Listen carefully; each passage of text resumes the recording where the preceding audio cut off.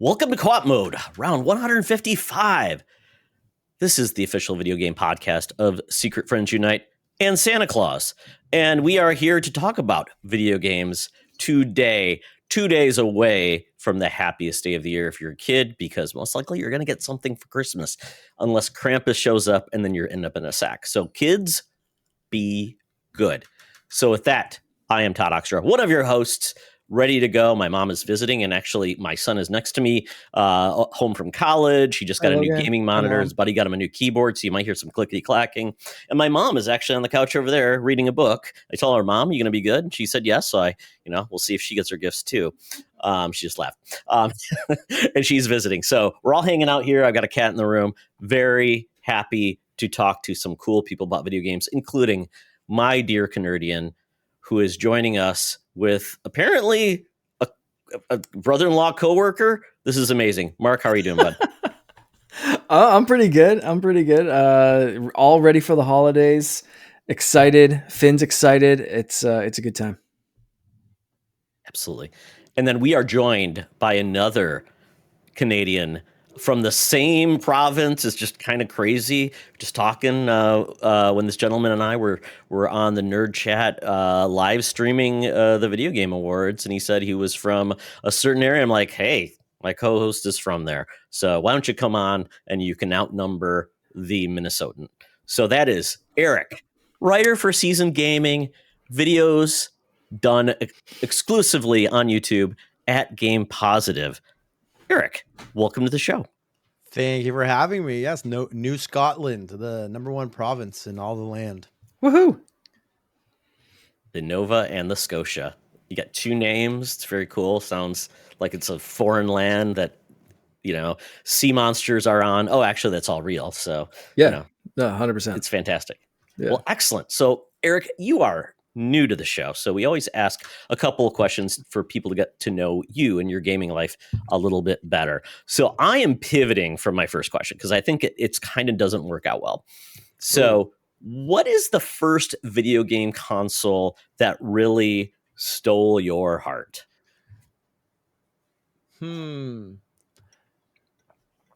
It's tough. Okay. There's two answers to this.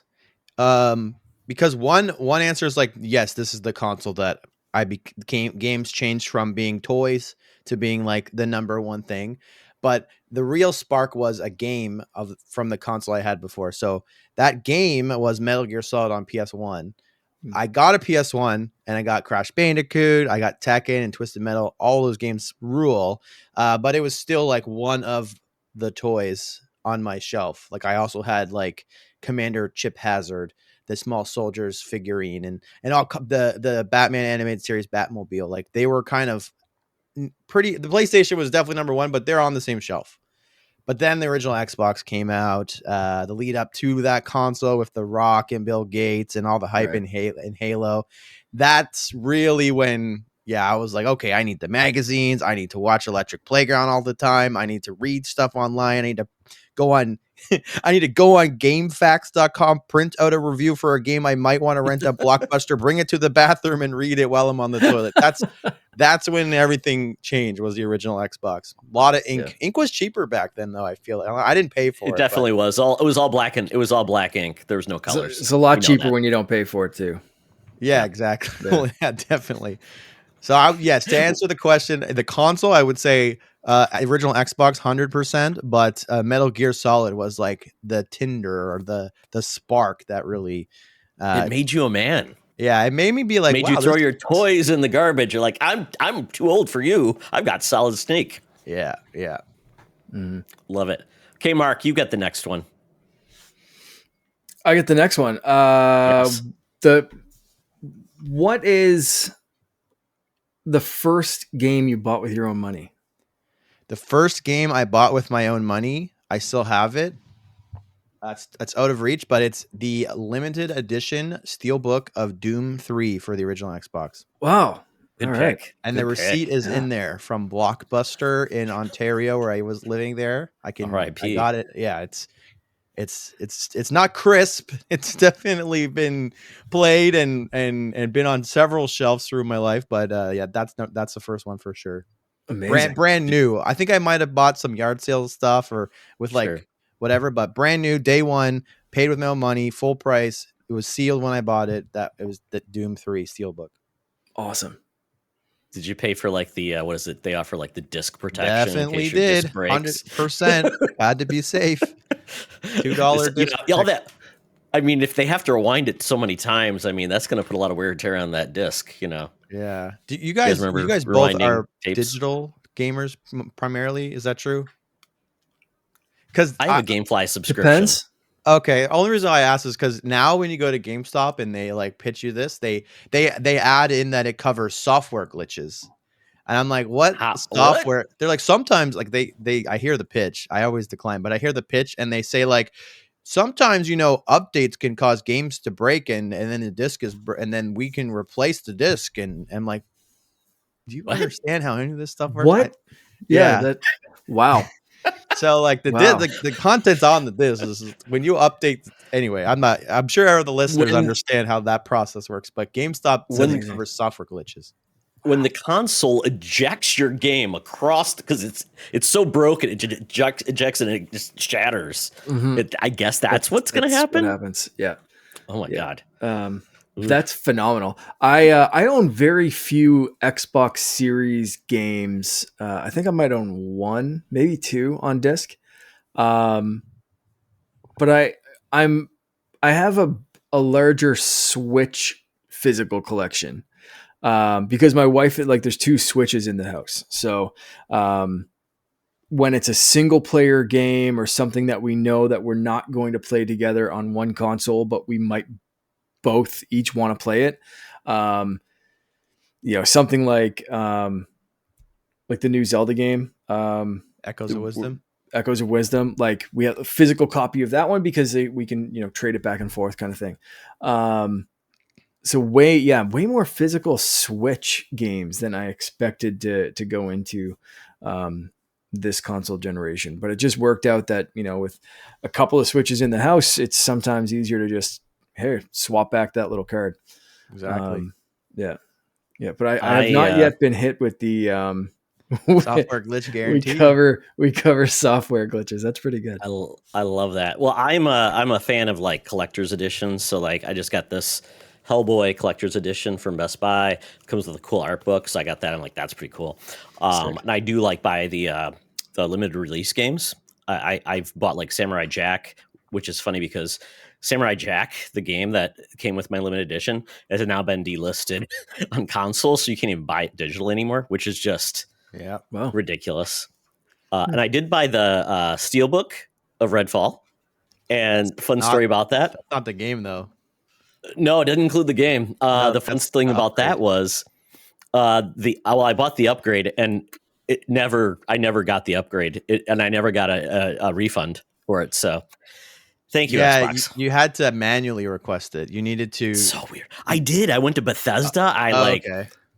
And they're like, they didn't respond. I'm like, okay. It was so weird. Wow. I got that too, and also obviously didn't get the DLC, but I got it like mega clearance. It was like $9 Canadian, so like literally free for you probably. Yeah. So they only were going to refund what was on the receipt, and I was like, it's not worth the hassle. But I definitely still have that on my shelf. Stands out too because it's got a red spine. Oh, it's so nice. And it's like, what is it, Concord? I think they sold it for like a week, and then people were just going to buy it once they heard it was dying. They would not sell it to people. No, it was destroyed. I returned mine because I didn't anticipate the eBay value to go up. It might have just been a fluke. It might be back down now. I hope it is. But I returned it because I was like, dude, I just give me my money back so I can buy like Space Marine or something, like a real game that's going to not die in 7 days. But I was one of the ones. I was actually the only one at my GameStop that bought it. Like shocker. And then they're like, you can get Concord PS5 for like $37. So good decision. Yeah, you don't feel bad. It's not like buying like Devil's Third on Wii U.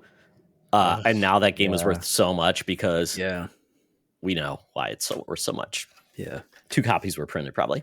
Yeah. I'm pretty sure Barry has at least 2 of them. Of 2 of 2. Man, he loved that game. Yeah. Oh god, it's so crazy. Okay, last question. If you could be any video game mascot, like be a mascot, who would you be? Do I get to be a character and then become a mascot, or does the character already have to be a mascot? I mean, I think of like maybe it's just any video game character. I'll just put it that way because I mean, unless you want to be like Crash Bandicoot or Hubert. I feel like you gotta be the chief, Master Chief, the greatest mascot of all time. Well, now that we know he likes to get it on with the ladies, it makes me feel a little bit better about that choice. That's actually not Master Chief. That's Master Cheeks. That's a true. fictional It's alter character. ego. That's his adult entertainment name. As far as I'm concerned, that show doesn't even exist. But yeah, I love Halo. I won't dive into this, but just to get the ball rolling for hot takes, I think Halo is the second most influential game of all time after Mario. Just leave that out there for the chat. I can see it, especially like if we talk about the first-person shooters on consoles. Yeah, I mean, without Halo, there wasn't much before it. If you think about being able to be precise with thumbsticks and think about how many games that applies to, and then think about like matchmaking and how many games that applies to, it's like 70% of like all games you play right now. They all have some form of analog stick precision, which is made easier by the tools that kind of Halo invented. And then matchmaking obviously is used everywhere. And then, there's all kinds of stuff, but I'm also a fanboy. So everybody who played GoldenEye right now are just yelling at you. Well, GoldenEye! And I'm like, have you played GoldenEye recently? Played GoldenEye. Oh, wait, we did. When they brought it on, all the different systems, like, it's not as good as we remember. No, I beat the first level and I was like, oof. The music's great. I'm going to keep it paused and just have that play. Oh, hell yeah. Hell yeah. Although I think Mark would disagree with you. He would go back to Wave Race. So, hell yeah. I'll play Wave Race all day, every day. And like GoldenEye still held up if you had an N64 controller. It just doesn't translate to twin thumbsticks, and I will die on that hill. The N64 controller is not great, but it's great for N64 games because modern controllers don't have enough buttons. So fight me, Todd. Humans don't have enough hands. And humans don't have enough hands, but that's another... the only controller with a third leg, as I will say. That is it. It's so funny, like, that there's like a slight alternate universe where Apple, instead of Microsoft, is responsible for gaming the way it is. If Halo is that influential, because like it was so close to being an Apple. Bungie was a Mac developer essentially for the longest time. I played Marathon like when I was younger, and then it was just like, hey, the remember guys that series Marathon Myth they made? They had the open environment and Halo was supposed to be an RTS under Apple, and Myth is the reason why it's not on Apple and why it's on Xbox, because they printed all the copies of Myth with a bug that when you uninstalled the game, it deleted your hard drive. And so they had to recall every single copy, which was like a huge financial hit, and it made it so that they needed to be acquired in order to stay alive. And that's how Microsoft got in. Crazy. Would GameStop cover that under their protection hell yeah, sounds like it. Yeah, I think so. They're like, insane. You remember the Myth bug? Yeah. We got your back. Insane. That is funny. Like like my brother and I played Marathon. Like we had a Mac that, like when we were growing up, and like, the games on it weren't like a lot. So it was like Marathon was like one of those games that we could play. And it was like, hey, this Halo thing looks pretty cool. Like I remember seeing or hearing about that like in a Mac magazine or like at a Mac event or something. And it's like, oh, and then, okay, like Xbox is doing the Halo thing. Like, maybe let's watch this console. Like that looks pretty cool. Well, Halo was supposed to be a RTS game first, right? Yeah. That's what it was for Mac. And it's and it wasn't even, they didn't have any expectation of it being like the best game. It wasn't even the game like leading up to launch. It was not the game that they were pushing. They were pushing Project Gotham.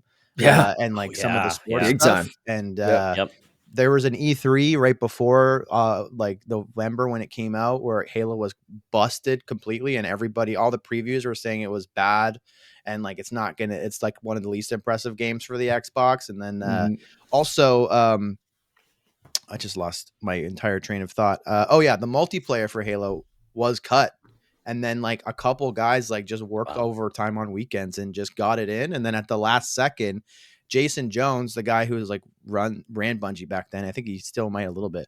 He, to prank his friends, like the developers in playtest, like made the pistol like way too strong as a joke, and Yep. it got in because he did that joke way too close to gold, and then it became Crazy. part of the game. And if that pistol's not overpowered and as strong as it is, and everybody just using ARs, the multiplayer doesn't become as fun or as competitive as it was. It's like that mistake of him pranking people and then forgetting to take it out or not having time to take it out. That little mistake is like, as such, like, it's like the butterfly effect. It's so crazy. Yeah. But I could talk about Halo all day. That's wild. Yeah, it's Master it's really Chief interesting today, to see. That was back in Fortnite for the first time in a very long time. Very it's cool. For sale? Yeah, Master Chief is back in the item shop for the first time. It's been a while. I don't know exactly how long, but it's been a while. So I just saw right before we started recording, I saw a little clip on Instagram that the Chief is back and ready to go. I bought him in time Siege for Christmas. Yeah, very cool under that tree. Gotta love it. Well, thank you, Eric, for giving us a little bit of inside or knowledge into your brain. We appreciate it. And I'm just a little disappointed you didn't pick Snake, but that's okay. There's room in your heart for many, not just Master Chief. But with that, Mark, tell all the cool people that are listening to this show about the awesome people that make this show happen. Absolutely. Yes. I want to thank all the amazing people that support us over at patreon.com/secretfriendsunite. You can join these people for 1 week for absolutely no cost whatsoever to you, and check out all the exclusive shows, 0 ads on the shows, Discord benefits, and more. After that, if you want to support us, it's as little as $2 a month, and you can join people like our besties tier, Derek Trevelyan, aka the Figure Dude, Francie, the official hairstylist of Secret Friends Unite, in the States. Sadly, doesn't make house calls to Canada yet, but we're working on it. Xbox Expansion Pass, and Charlie's Uncle Tim, the Friends with Benefits tier, John Sador, Phoenix Sisters Entertainment, Brendan Myers, Corey and HD, aka the Boss Rush CEO, Matthew Keel, and Kurt Krug, aka he's got some connections. And of course, last but not least, the best family in the biz, the Secret Friends Super Squad, Sean, Stella, and Henry Nias. Thank you all so much for everything you do. If you don't feel like tossing a couple of bucks our way, that's perfectly fine. You can help us in other ways, such as joining our Discord group or sharing the show with a friend. Share a link. Share social media links to any of the shows or us, or fire off a reel or a YouTube video to a friend that you think will dig the stuff that we do, and hit subscribe. All of those things help us grow and help us out immensely. So thank you to everyone that I listed and everyone that's listening or watching right now. You guys are all awesome. Absolutely. It's not the end of the year. If you haven't given out all of your gifts, you've got more to give. You can give our show as a gift subscription. $2 a month. You can give away 1 month for folks that are geeks at heart and want to check out some new content.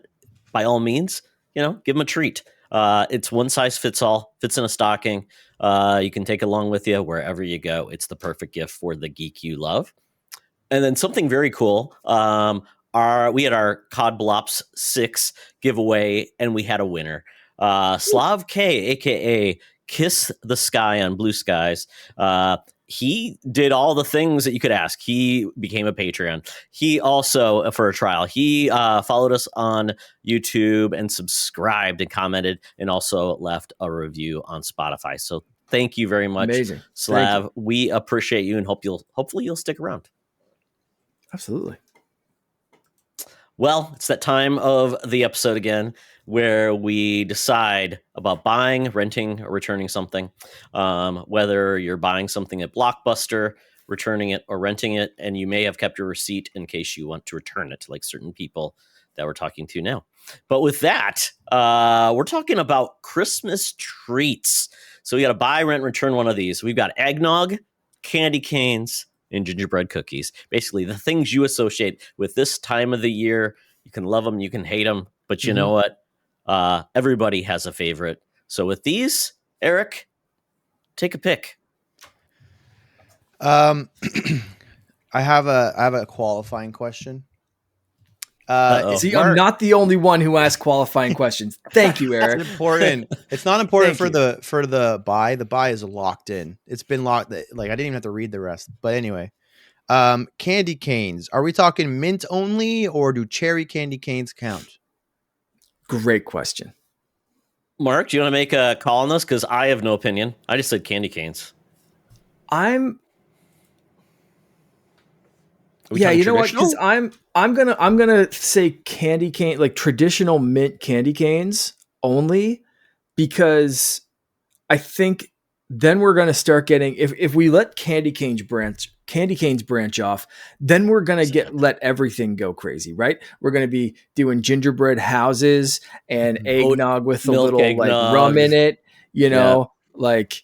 When's the craziness going to stop? So I think if we just call it like just straight up eggnog, mint candy canes, and gingerbread person cookies, I think that was the then they can have frosting on them, correct? Though, right? Well, yeah, obviously, yeah. Okay, I mean, you have to have the frosting. But you don't associate eggnog with alcohol in it. That's what I always do, Mark. I just think it's. I mean, if you're not of age, obviously, but I always associate eggnog with some type of alcohol, if that's your preference. No, I just drink rum and then eggnog is separate. Oh, you're not a Caligula like me. Okay, that's okay, because that's actually what I'm drinking tonight. All right. Excellent. That's a big glass for alcohol and eggnog. You don't mess around. I don't mess around. Okay, Eric. Do you feel like satisfied in your answer or your qualification? Yes, I actually also just realized that it wouldn't change anything. I'm just going to keep the order as if, even if cherry doesn't count. Cherry candy canes, as a disclaimer, are better than mint candy canes. I think we can all agree. Okay, perfect. Sure. I would return the gingerbread cookies. Gingerbread cookies, in my experience, maybe this is a Canadian exclusive, they are usually like really crunchy. They're not normally they always taste stale. Whatever you put in the gumdrop buttons, whether it's gumdrops or M&Ms or whatever you put in there, I don't know what happens, but like when it touches the gingerbread, it just gets worse. I don't know what happens there. There's some science probably that I didn't learn yet. So yeah, that's definitely going to be return. Rent candy canes. Candy canes are a staple. Obviously, they have multiple use cases too. Like you can slobber it down to a fine point and use it as a shank if you're ever in trouble. Absolutely. Yeah. You can spin them on your finger in shank form if you're feeling dangerous, which is like obviously pretty fun. But eggnog, okay, this is like, I feel like it's so weird to me how this is like so controversial. Eggnog is so good. Like it comes out here in like September and I'm buying it every grocery trip. I don't put alcohol in it because I just think it's so good on its own. Eggnog, they have eggnog McFlurries sometimes, delicious. They had an eggnog milkshake a while back, amazing. Eggnog latte. Eggnog latte. Eggnog is so good. So good. I wish it was year round. I'd buy it year round if it was. My girlfriend made eggnog cookies before, like with eggnog flavored frosting. Delicious. Eggnog is just awesome. And anyone who I'm not convinced that anybody that hates it ever tried it. Agreed. You know who dislikes eggnog? Like half the world, it feels like. I know. That's the sad part. It's like we need to convince them. There needs to be somebody needs to endorse milk, like the old Got Milk commercials or something like that. Eggnog needs some love. Eggnog. Yeah, we need that. Got Nog. Yeah. It's very popular in our household. We go through it very quickly. So I hid one and brought it out tonight. We're gonna see in our Discord group lit up with this question. So this one was and we're gonna see a bunch of people hating eggnog in like 4 seconds. So just wait, and then we can condemn all these crazy people in a minute. Because I'm just proud of all of you that you made the right decision. Yeah, it was pretty easy. Okay, Mark, do we want to hit on some of our fun people over in our Discord? Yeah. Let's call some people out for being wrong. I'll start with BT Haran. Easy one here. They say easy one. All right. Easy to be so wrong. Buy gingerbread cookies, rent candy canes, and don't even bother returning the eggnog. Throw it out.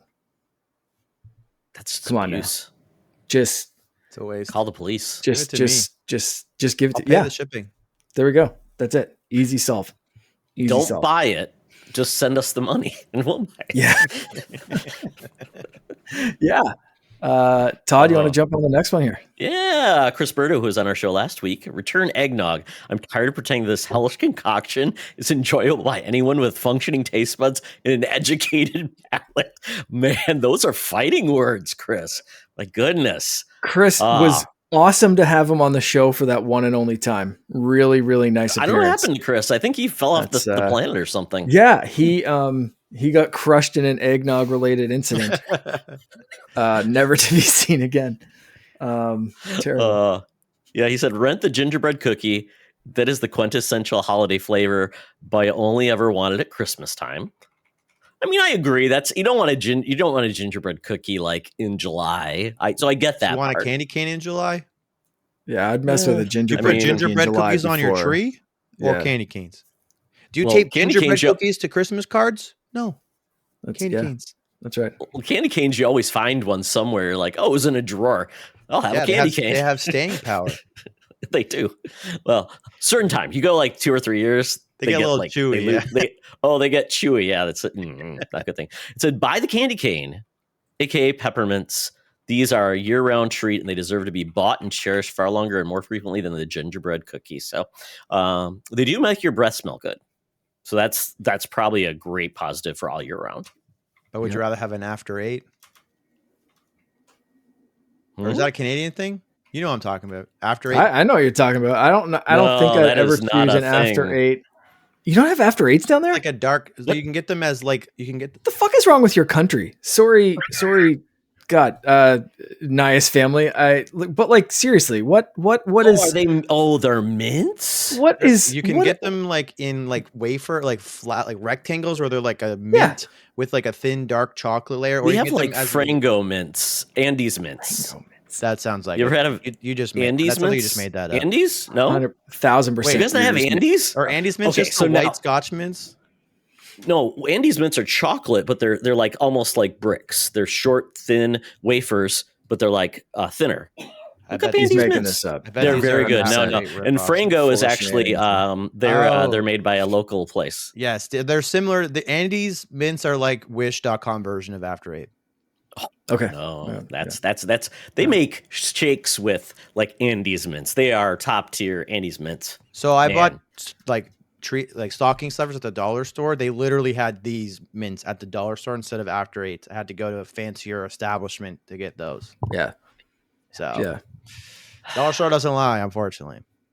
I think there's a reason they're only in Canada. They were. You can get them in tube form, like little black like chocolate tubes with mints individually Todd, wrapped. Any country that doesn't allow Kinder Surprise for kids because your kids just eat chocolate eggs with toys inside them whole like velociraptors is just, you can't talk about candy anymore. That's it. We win. They allow them now, Mark. They allow now. No, they don't allow Kinder Surprise. They allow those stupid ones that you peel and eat with a spoon. Yeah. That's not a Kinder Surprise. I don't know. That's caveman stuff. That's weird. Yeah. That's nonsense. Who puts toys in candy?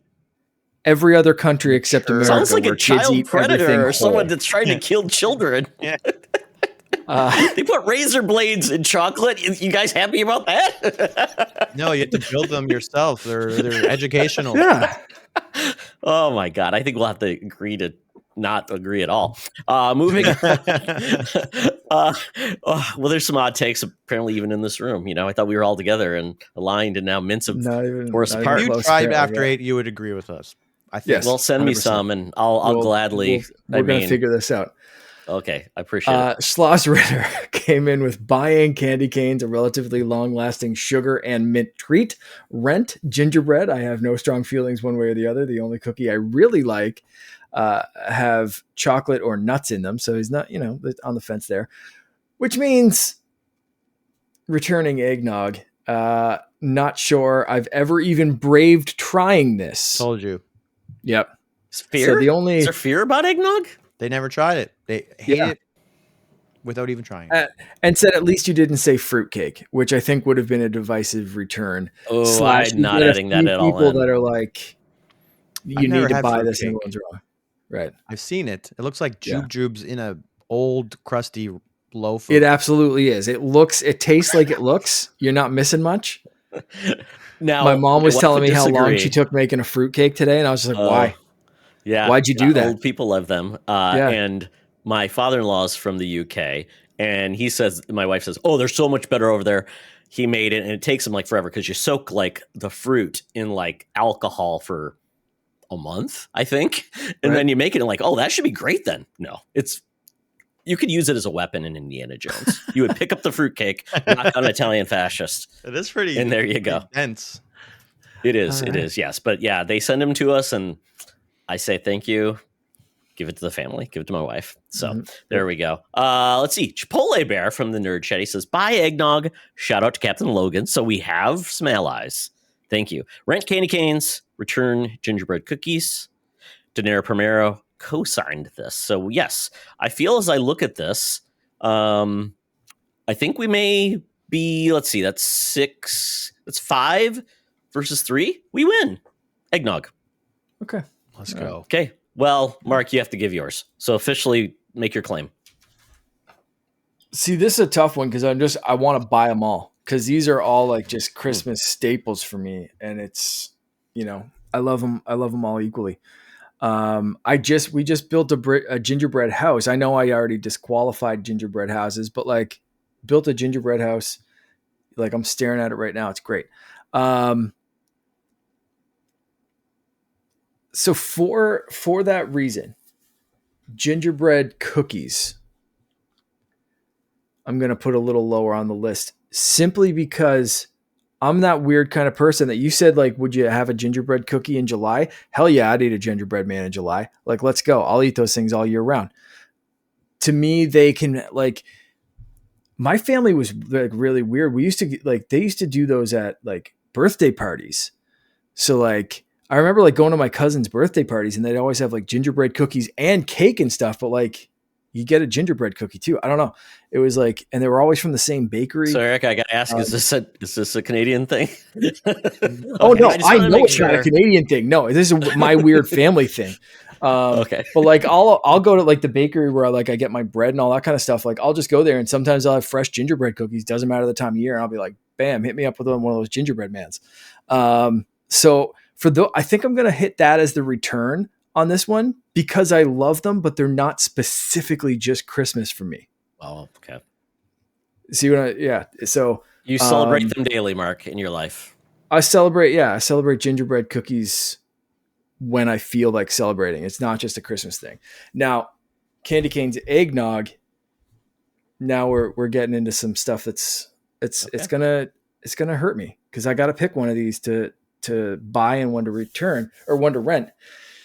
And it's tough because I really want to buy eggnog and support my eggnog loving people here. But my grandmother always used to love candy canes. She would always just load me up with candy canes. That was like, we were the two people in the family that like loved candy canes the most when I was a kid. Oh man, tasting candy canes. Like just, I'm seeing one over there by the gingerbread house. Reminds me of my grandmother. I think I have to go with a buy candy canes specifically for that memory. And it's a really, really, really close rent for eggnog because I love eggnog. But yeah, it's teetering. It's teetering. But I could ask me in 5 minutes, I could change. But like for right now, I'm some feeling eggnog. Yeah. I'm feeling candy canes for the buy and eggnog for the rent. Okay. Yeah. Good to know. Okay. Mark, I That really hurt me. salute you for not cheating this like I did 2 episodes ago where I bought 2. I'll like legitimately buy all 3. Like I want to just pause this and find a store that's open at I've been known to break the 49. rules. Mark's been known to make my judgment calls different. So yeah. Yeah. So we'll see how this goes. So what's a holiday treat that you guys like a lot enough to buy that's not on the list? Let's break some borders here. We've got the most generic options. I want something crazy that I never heard of. Let me see. I can start if you need some pierogies. I buy up pierogies all year round, but I buy them specifically from a family that makes them, and they only make them and sell them around the holidays. So every year I have to message Sham and be like, yo, I need to be on your pierogi list. Cause like the ones you buy in the store are just not the same. Just they don't cut it. So like I need my holiday pierogies. I got 2 bags this year, 2 big sucker bags. Cause like I go through them way too quick. They're so good. That's one. It's not like, that's not like a sweet treat, but like every holiday, it's like it become a tradition of like, just like, Sam, I need to be on your list. First thing. I know it's November, but like, don't forget me. So yeah. It's a meal and you don't feel bad about eating it because you're like, I'm eating a meal. It's good stuff. I'm eating pierogies. Yeah. That's awesome. For me, it's mincemeat pie because it truly is something my wife really got me into. And not the ones with like beef tallow and weird stuff. It's just like, apples and raisins, beautiful, delicious in a pie. Can have like any type of crust you want, but mincemeat pie, it's always, it's either going to be a Christmas or a Thanksgiving. And it's always in that window. And I will get it and I will always eat it. And I love it. But I do not find a lot of mincemeat pies for sale after January 1st. Yeah. I'm not sure that I've ever had a pierogi or mincemeat pie in my life, but I would say for me, I don't know how popular these are, but my family always makes score bar squares. It's like Ritz cracker and score mixed into like this crust with like icing on top and little flake. They are like, I could literally eat 1,000 of them. I will get sick, but I won't stop. They're so good. Score bars. And shout out to hard root beer, vodka root beers. I always drink one of those on Christmas Eve after all the stuff's ready. I put a movie on. It's always like a new movie because I can't go to the theater anymore because of fatherly duties. I used to go to the theater every Christmas day. I crack a hard root beer, and it's just like that means Christmas. That's like banging the gong and starting Christmas when you open that up. I love that. That's awesome. I love it. If we're going with homemade stuff. Yeah, you had me at Score Bar 100%. The rest of it sounded delicious. Score Bar. It's the superior toffee candy bar. It's hard to find here in the States, but I love it. It's better than Heath. Oh yeah, Heath is the predominant. Is Heath big? What the hell is Heath? I don't know what that is. Oh God, so Heath is like the big coffee bar in the States, and Score is like considered kind of like elusive. You never know where you're going to find it, but when you do, you buy it. And I wolf Score bars. I can find the recipe is very simple. I think it's like 5 ingredients. I'll send it to you. It's so insanely good, like insane. Not good for you. If we're talking homemade stuff, I got to give a shout out. My mom makes Jewish shortbread cookies, crescent moon shortbread cookies with like cinnamon sugar kind of on top. Yeah. Eric, you were saying like that's your kickoff to Christmas. I go over to my parents' place for Christmas Eve. I have one of those cookies and some eggnog, and that is like gong. Christmas has begun. Yeah. Nobody talk to me about anything but like ho ho ho's and Merry Christmases from like the next couple of days. That is, I'm locked in at that point. It's amazing. Sweet. Yeah. So this is very interesting. I would add on it these amazing, and I haven't had it in a million years, but I believe I need to ask my mom about this later. But it's a Scandinavian thing where you dip a metal form into batter and you deep fry it, and then you put powdered sugar on it. Amazing. And they pop out. It's just like a funnel cake, but you have like a form, make snowflakes or whatever. Like it's delicious. Hot dough fried with powdered sugar. It's beautiful. Can't remember what it's called. Fun fact about Score versus Heath: they are both made by the Hershey Company. Both toffee bars. It's so bizarre. What's the difference? It's like Bizarre World. Super weird. And you can get them at Hershey Land, and it's weird. So, yeah, don't understand. how we have two. Very It strange. looks like extra stuff score. That's what it looks like. Yeah, exactly. I think Heath bars have maybe some nuts in them too, but I don't even remember the nuts bars. But both delicious. But score wins. Score, like I said, always felt more adult, like it was the sexy candy bar. But we'll leave it at there. So we'll move on. I'll give mine. I guess I need to wrap this up. So I am buying eggnog. Love it to pieces. Just reminds me of Christmas Vacation. That's why we put the Marty Moose mug. Have it, and like you can do many things with it. It's great. And then I am renting gingerbread cookies. I love them to pieces. At one of my holiday party, they had them there. They were delicious. They were chewy. They're wonderful. And we have a gluten, because my wife is gluten free. We have a gluten free gingerbread cookie mix we're going to make, and I cannot wait. I love them. I love molasses cookies though too. Same. So kind of like very familiar. And candy canes, I like them, but they're candy canes. To me, it's like there's always a million around. They're not like, it never feels special, but I get it if you feel they're special. But they're candy canes. They're good. How do you open a candy cane? Do you do the crack and unwrap with my teeth, or the twists and pull? No, I want it to be together in one piece. I don't want to break it. I was I typically find the spot. You got to snap off the little cane part. Really? Yeah, I snap off the round part and then put that in like it's like a mouth I've done guard that before. And then that's it. Suck on 100%. Yeah, that's what we're. Wow, anyway. This is so refined. That's the Canadian way. Canadian way. Don't ask you Mark gotta have about your eating hockey fruit or anything else. And then you sharpen the shiv. Yeah, and it's perfect. Yeah, this makes me always think of Die Hard 2, where he takes the icicle and stabs the guy. As a victimless. Well, no weapon was found. Okay, well, hopefully everyone enjoyed their picks, and if you hate us because of something we mentioned, and you haven't heard of After 8, whatever it is, talk to the Canadians and purchase some. So we'll go now to what we've been gaming. So we'll start with Eric. What have you been gaming, man?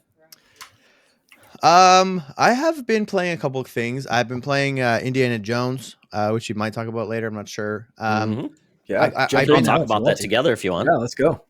Yeah, so I have two big games and a small game, and then a life consuming game that I've been playing. Indiana Jones is one of the big games that I've been playing, but it's kind of like sharing time with other stuff. So I'm not super far, and I'm like playing it in kind of like a completionist way. So I'm still in the Vatican, still doing stuff there. I finally, after maybe 10 hours, did like the first major kind of story beat, I would say, in the Vatican, where you kind of go into a main mission path. Anyway, I won't get into spoilers, but that was insane. Really, really cool stuff. I love the game. I know we kind of talked about this in another Discord, Todd. I really, really love Uncharted.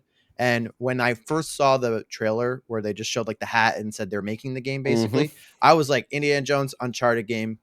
I'm totally in.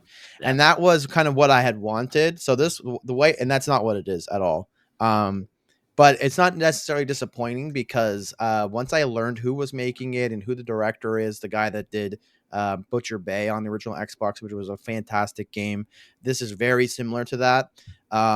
It's more like an immersive sim, and the decision to go to first person is so awesome because like half of the time in Indiana Jones in the movie and in the game, you are trying to figure out things and solve problems. And to do that in the game, you have to look at all the clues and the evidence and the environmental storytelling and everything. And if you're in third person, you can't see that stuff. So being up close and personal, being able to pick something up and look at it and see it, like that's all part of the gameplay loop. And the game would never work in third person. I actually kind of wish that they didn't pull you out into third person when you are climbing ladders and stuff, because like just keep me immersed. I think they did that to kind of appease the people who were nervous about it being first person, because I think a lot of people had the Uncharted Indiana Jones let's go kind of mindset from the tease.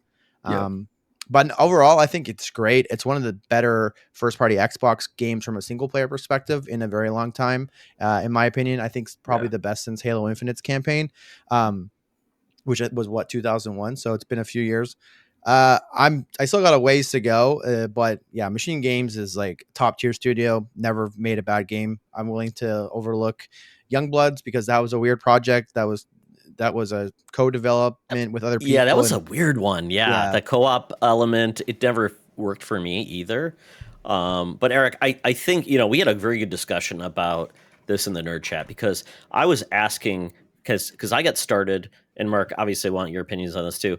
I started off, the opening is amazing. Love it's amazing and it's fun, and I like the fact that you get to relive. I don't want to spoil it, but a very iconic moment with Indiana Jones. Really cool. So I'm like, okay, I love where they're going with this. It feels like it's first person, and you're dealing with things you're familiar with. Then I get to, and then I get to the next part of the game. I'm like, this is cool too. Then I get to the Vatican, and I'm like, oh crap! If this is going to be a stealth game, I'm not, because I don't want a game where I'm just sneaky, hit a guy in the head, hide the body, do that. I just don't enjoy that type of gameplay. Did not enjoy Dishonored, because I always feel like, I keep getting discovered. So, but once people started basically saying, just change the difficulty, make it no longer a stealth game. Once I did that, and it's great because you can adjust the action and the adventure portion. The action part is the combat, the stealth detection, all the fun stuff. And then the adventure is more of the puzzle solving, things like that. I'm like, I'm all in and having a good time. I don't want to have to worry about the fascists coming after me in hordes. And once I did that, I'm like, I'm enjoying it a lot more, because to me, Indiana Jones was never a stealth movie persona either. So I'm like, what can you do to, go beyond that and really make it a part? So I'm like, if all I'm doing is sneaking and stealthing for 18 hours, I'm like, I'm out. I do not want to do that, because that's not what Indiana Jones either. Yes, he's not killing a bunch of zombies either, or Nazis either, but it's like a good balance of like, there's some iconic moments, but there's some puzzle solving and things like that. So once I get to that, I'm like, I'm in, I'm all in. I did get through the first part of the Vatican where I'm talking to my, the priest friend. I don't want to get anything away. It's very cool. I like the atmosphere, the environment, all in, really digging it now. I'm glad I'm glad they let people play to their strengths, and not force you into something that you're going to dislike, because I think people would walk away then. So that's where I'm at. Yeah. I'm having a great time with this game. I was one of those people who kind of expected it to be Uncharted. Although I think I've been saying for a while that like I didn't want it fully Uncharted style, because I didn't want to see Indiana Jones just like mass murdering a bunch of like fascists or Nazis. Like I didn't want it to be like a run and gun, but I also like notoriously do not like heavy stealth games. But I'm finding this game's really, really well balanced. And I'm treating it kind of like a Metroid Prime, where it's more adventure. It's more of that like scanning things. It's more of taking pictures and finding those clues and environmental hints and that kind of stuff. There's one thing, like when you were saying about the first person stuff and how immersive that feels and being able to solve those puzzles up close. Absolutely. 100%.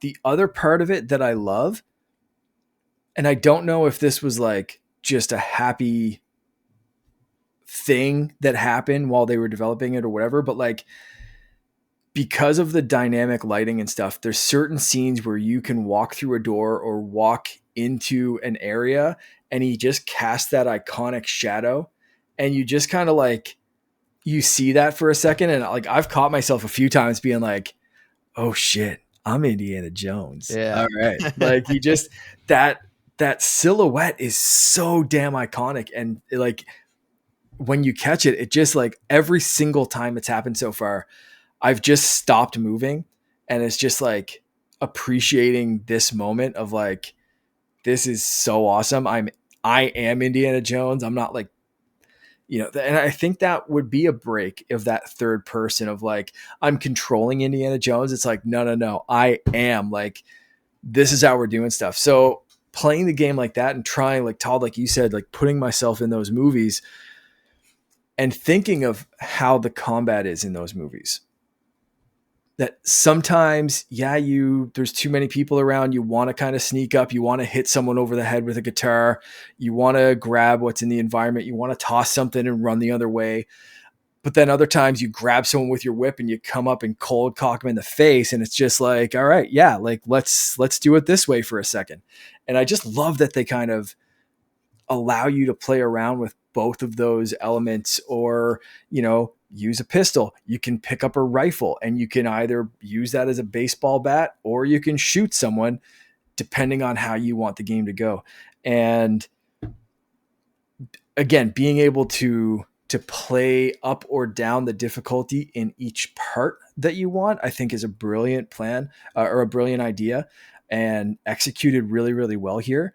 But man, I am absolutely loving the attention to detail, the thoughtfulness of making this feel like a great Indiana Jones movie.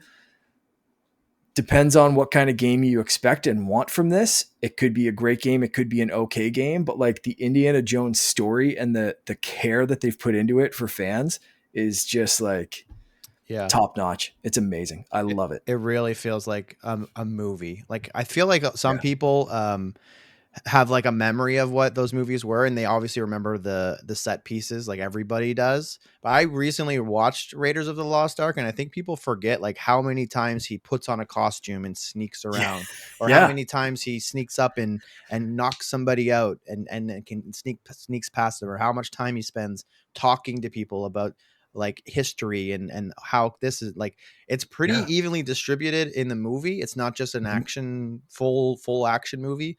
And I think the game does a very good job of doing pretty consistently what the movie does in terms of its pacing, and when it pumps the gas on, and when you sit down and think a little bit, and when you sneak up, and when you put on just like, it's very, it did just a great job. It really feels like it could slide in as like a movie between Arc and I think Temple. I think that's when this takes. I can't remember, but like you could just slide it right in between one of those movies. It's 41, I assume, because the fascists are starting to get, well, maybe 39. I don't know. Because they said like the fascists are rising up, and so it's around that, probably that time frame, which makes sense. I am curious because I have not seen it yet. So how the more action elements take place, I don't really know. I don't really have anything to judge it as of yet, because I really haven't been into a moment like that, beyond just the trying to get to where I need to go in the Vatican, which is just more stealthy and stuff like that. So I am curious like how like some of those set pieces happen. And then I am interested about the traverse, because I don't think of Indiana Jones as like a traversal character too, like doing a lot of like climbing up like Nate Drake does anyway. So I wasn't expecting a lot of that. You do get a lot of just climbing up to a spot, but I am curious how that works out. Yeah. From what I've seen so far, like it is, again, I find it's all very like mostly stuff from the movies. Like occasionally you will say like, okay, I'm not getting in that way, so let's use the whip and climb up onto a small terrace. But it's not like I'm going to scale a whole lot of stuff. It's just like take advantage of what's there to maneuver around and get around what I need to. Now there are some that are a little bit more played up than they would be in a movie, but it's a video game. But I'd never so far have not experienced something I'm like, this is outlandish amount of like climbing or doing superhuman stuff that like Indy would not do in a movie kind of thing. As far as like the do you think we'll be climbing in the trees with monkeys? Yeah, maybe we'll see if we get to a jungle, how that one plays out. As far as like the big action set pieces, I don't know if like there's been a couple of situations where I've been detected or something like that, and like you just get swarmed. And I've had that happen to me twice, and I died both times because it's just overwhelming swarm of people coming at you. And you know, both times I was not quick enough to get my gun out. So I was like trying to like parry things and like run away, and then they'd chase me, and it was just kind of like all out panic.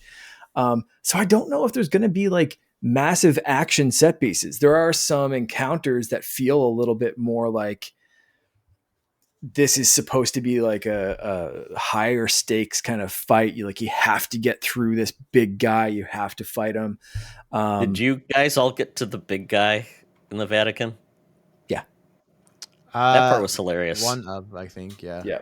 Okay. I all I can say is I think Indy did kill him. My Indy killed him, because ain't nobody surviving that. I mean, Although you can attack people with a fly swatter, which I think is just absolutely hilarious. Like there's a fly I love swatter. it.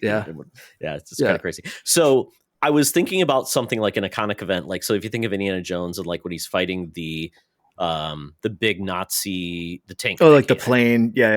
So are we going to get something like that? That's kind of like it is control the environment. Maybe you try to get the Nazi into maybe a precarious environment where you're kind of doing that, because Indy's never been good at like fighting multiple people at a time. He's just not that type of guy. I mean, it's got to be a rematch with the Giant, right? Like there's got to be that kind of a set piece big match. 100%. Was that Tony Todd? Yeah. It looked just like him. I'm like, like his that might be. Is that his last role? Yeah, I think so. One of them at least. My understanding, I don't know what happens, or I didn't leave the Vatican yet, but I know that there are some chapters that are not like that, where you're just dropped into like basically like a mini open world. There's some chapters that are more linear and more focused on a particular beat. And I feel like there's probably some things that are similar to the intro, at least like the ending of the intro, but probably much grander, because the intro obviously is pulling from something. But anyway, I would assume that there's probably some chase scenes. Like this is just a pure assumption. You're probably going to run from some stuff. You're probably going to hang off some, like, I think there's, that's what I would. Sounds like there's no vehicle play either. Dan, Daddy Dwally was like saying there's no vehicle like missions where you're driving away. So that's interesting too. Yeah. Cool. Last comment about this. I like how you get to use the whip in certain ways with certain parts of the game. I don't want to give that away either. Although I relied on it and I thought it worked and it didn't. And then that didn't go well. So just all right. It's cool. It's like 18 hours. So I think this is where I need to finish. I'll get into my stuff, but this is definitely doable probably by the end of the year. Hopefully they'll be able to knock this out before the end of the year. Wow, I think I'm like over 10. I didn't leave the Vatican yet. What? Oh my God. It kind of reminds me of Dragon Age. Leave the hinterlands. Yeah. I won't get into too much. I won't talk as much about the next other games I'm playing. I'm playing Outlaws. I think that game's super underrated, but I will say disclaimer, I'm playing it after all the patches.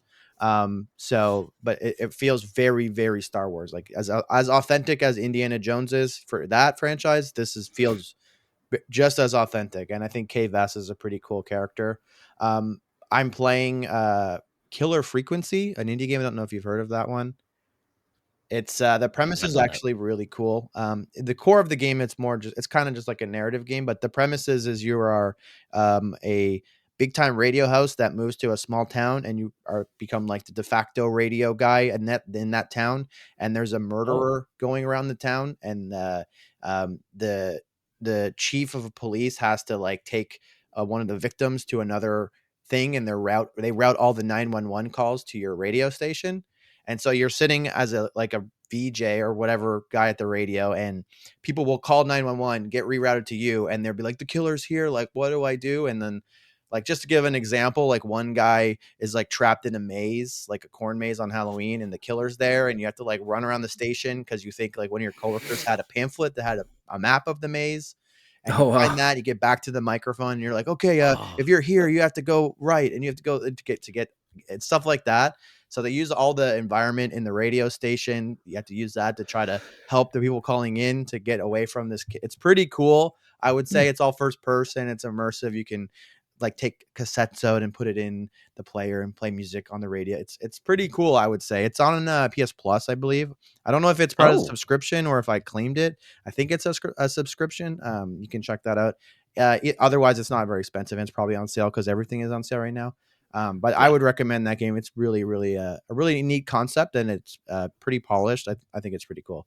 And then I'm just fully addicted to Marvel Rivals. That's my most played game this month for sure. Grinding away ranked. It's extremely fun. Like disgustingly polished. That there's never been a PvP game that has launched as complete with this many bells and whistles, with zero issues, and this polished with this much. It's just absolutely insane. I just found out yesterday that you can go to the tournaments tab and look at professionals playing in the paid tournaments, click on a game, and just like watch the game that they played in the competitive tournament in the game client and control the camera and move it. Like what? Holy shit. Like this type of stuff is stuff that comes in like year 2 of like a normal service game. But yeah, that it's free to play too. It's you don't even have to like Marvel. If they took the license away and replaced it with generic people that the company made up themselves, like Overwatch, it would be just as good. It doesn't. The Marvel license helps; it gets people in the door, but the game is amazing, in my opinion. Who's your main? I get forced to play tank a lot because my friends are like just damage all the time, which is a kind of annoying. But I've been playing Doctor Strange a lot. He's very strong. He's very, very overpowered as a tank for sure. If I get to not play tank and I get some freedom, I probably will play Peter Quill. I like Star-Lord a lot. He's really fun, and Punisher is really fun. A lot of the characters are really fun. I honestly don't really know anyone that I could say that's not fun. Nice. It's amazing. I was looking, currently 370,000 people on Steam playing this game. It's not even like all the other consoles it's on. And it's pretty amazing. I mean, the team behind this they did a long beta. I played in the beta and it was pretty impressive then. And what was it? The holiday mode with Jeff the Shark that looks like Splatoon. Yeah. That's so amazing. And getting something like that, like literally Week a month 2, after it launches broadly. Yeah. It came out That's December great. 6th. Crazy. Literally like 2 weeks later, this happens. Yeah. That's crazy. Insane. And awesome. I love the reception of this. Like I downloaded a 3D print file for like the Moon Knight 2099 helmet that I really, really want to print from this game. It looks just sick. I need to get some more white filament before I attempt that one. But and I like so many people are realizing Jeff the Shark is fantastic and like asking when he's going to be in the MCU. And they responded of like, we don't know when, we don't know how, but like he will show up in the MCU. And it's like, this game is just crazy. Like the reach it has. And like It's for the Marvel to anti-con respond code. of like, yeah, don't worry. Jeff's coming to the MCU. It's like, what the shit is this? Like what, how, what? You guys are so tight-lipped about everything, but you just leaked that Jeff the Shark's going to come out because this game is doing gangbusters. Like, holy crap. I will say Jeff the Shark's ultimate is the worst part of the game. I've heard he's 100%. I've heard he's like knocking people off like levels and stuff like that. He goes underground and makes this circle on the ground, and if you're on the circle, he comes up and like eats you. And the point of the ult is he just holds you for like 10 seconds or whatever, so that the rest of your team's vulnerable, and it's like supposed to kind of make it so it's an uneven fight. But what he does, or what players do, is they eat you and then jump off of the map and die and kill everyone inside Jeff. So he can just eat 4 people, kill them all by killing himself, and that's what they do every time. Fantastic. Oh, that's amazing. Like the sacrifice play. Yeah. I love it. Very annoying. Amazing. Amazing.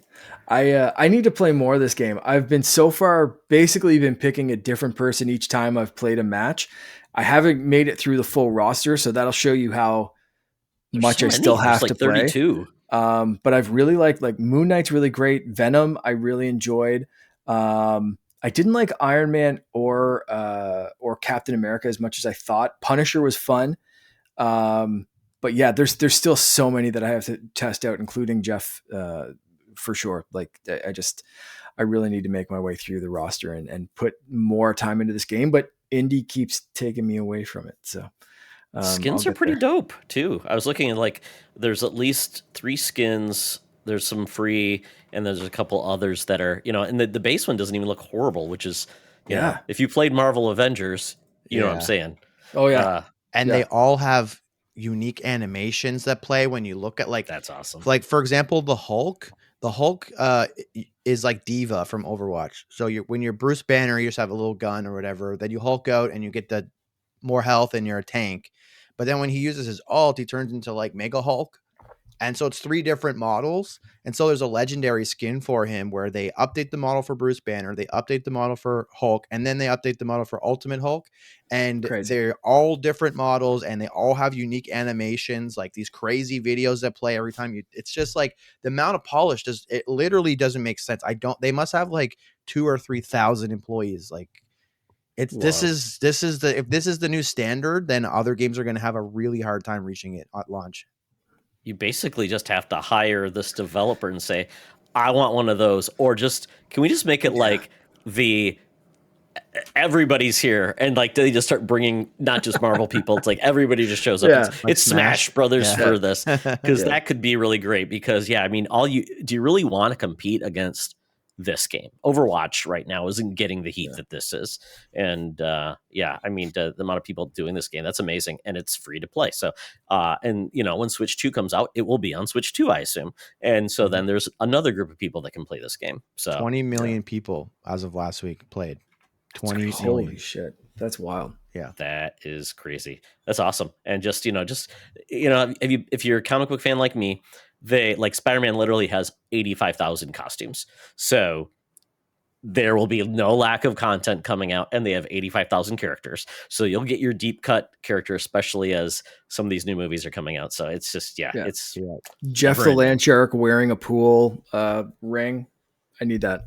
I think they did all the Christmas costumes. Dr. Doom and Fantastic Four is next, I think. Okay. Yep. Well, and did you see the Christmas costumes? It was like Groot as a Christmas tree, which is great. That was adorable. Yeah. That's pretty I did good. see a leak for Doctor Strange, the like the zombie one from Multiverse of Madness, like the one with like all the hands and shit coming out of them. And that one's gonna be crazy. If the leak that I saw was true. We're getting the Winter Soldier, or not? We're getting the next Captain America movie coming out very shortly. Mm-hmm. We've got all of these What If, all the What If 3 seasons. There's going to be variations of that. I'm sure we're going to get like a mode where it's like, oh, they're taking on the Marvel zombies, and then you get zombie variants of everybody. So yeah, it's honestly when crazy Galactus how shows up. Exactly. There's so many characters that are massive characters that are not even in the game. Like the runway they have is infinite. I mean, Infinity Gems, and they could even do a PvE mode, because like Overwatch did some like PvE events. They could do that, and people would just have a blast with that too. Yep. Yeah, and that's one thing I appreciate. It's like they took some swings that they didn't necessarily have to, like you said, like deep cut characters in this first Squirrel Girl roster. Squirrel Girl, Magic, Jeff the Land Shark. Like there's people like they made up some characters too. Yeah, there's some originals. And they could have easily just tossed in like Daredevil's not in there. Like none of the Fantastic Four. There's Fantastic Four. Like there's so many characters that they could have tossed in that I think have more name and brand recognition than some of the characters they picked, but like also just has a lead up for like more seasons. Next season, here's Daredevil. Next season, here's this guy. Like it's wild. They're launching this in such a great way. It's so smart. Yeah, I think it's going to help the MCU as well, and it without having a game for forever, the Avengers just didn't work. And I mean, quite honestly, you've got Spider-Man occasionally coming out with a game, and then you've got maybe that Captain America game is going to be good, but that's not coming out until maybe fall. So they need something to really bring it home. Mm-hmm. Yeah. Very cool. Killer Frequency game. I'm going to look into that. If you like, really cool. Technically, I guess it's a walking sim. Sure. But there's puzzles and it's full. Like anyway, I think it's awesome. And if it's on extra or whatever, which I think it is, it's definitely worth the download. It's pretty cool. Voice acting is also pretty funny. There's some cool jokes in there. Okay. It's pretty good. I recommend it for sure. Sweet. Mark. Yes, I have been playing. Well, Indiana Jones has really taken most of my time, so I won't rehash anything on that. The other game I've been playing, I actually did get this one from Barry over at Impact Game Station. He's been working with this developer, doing some promotional stuff for them.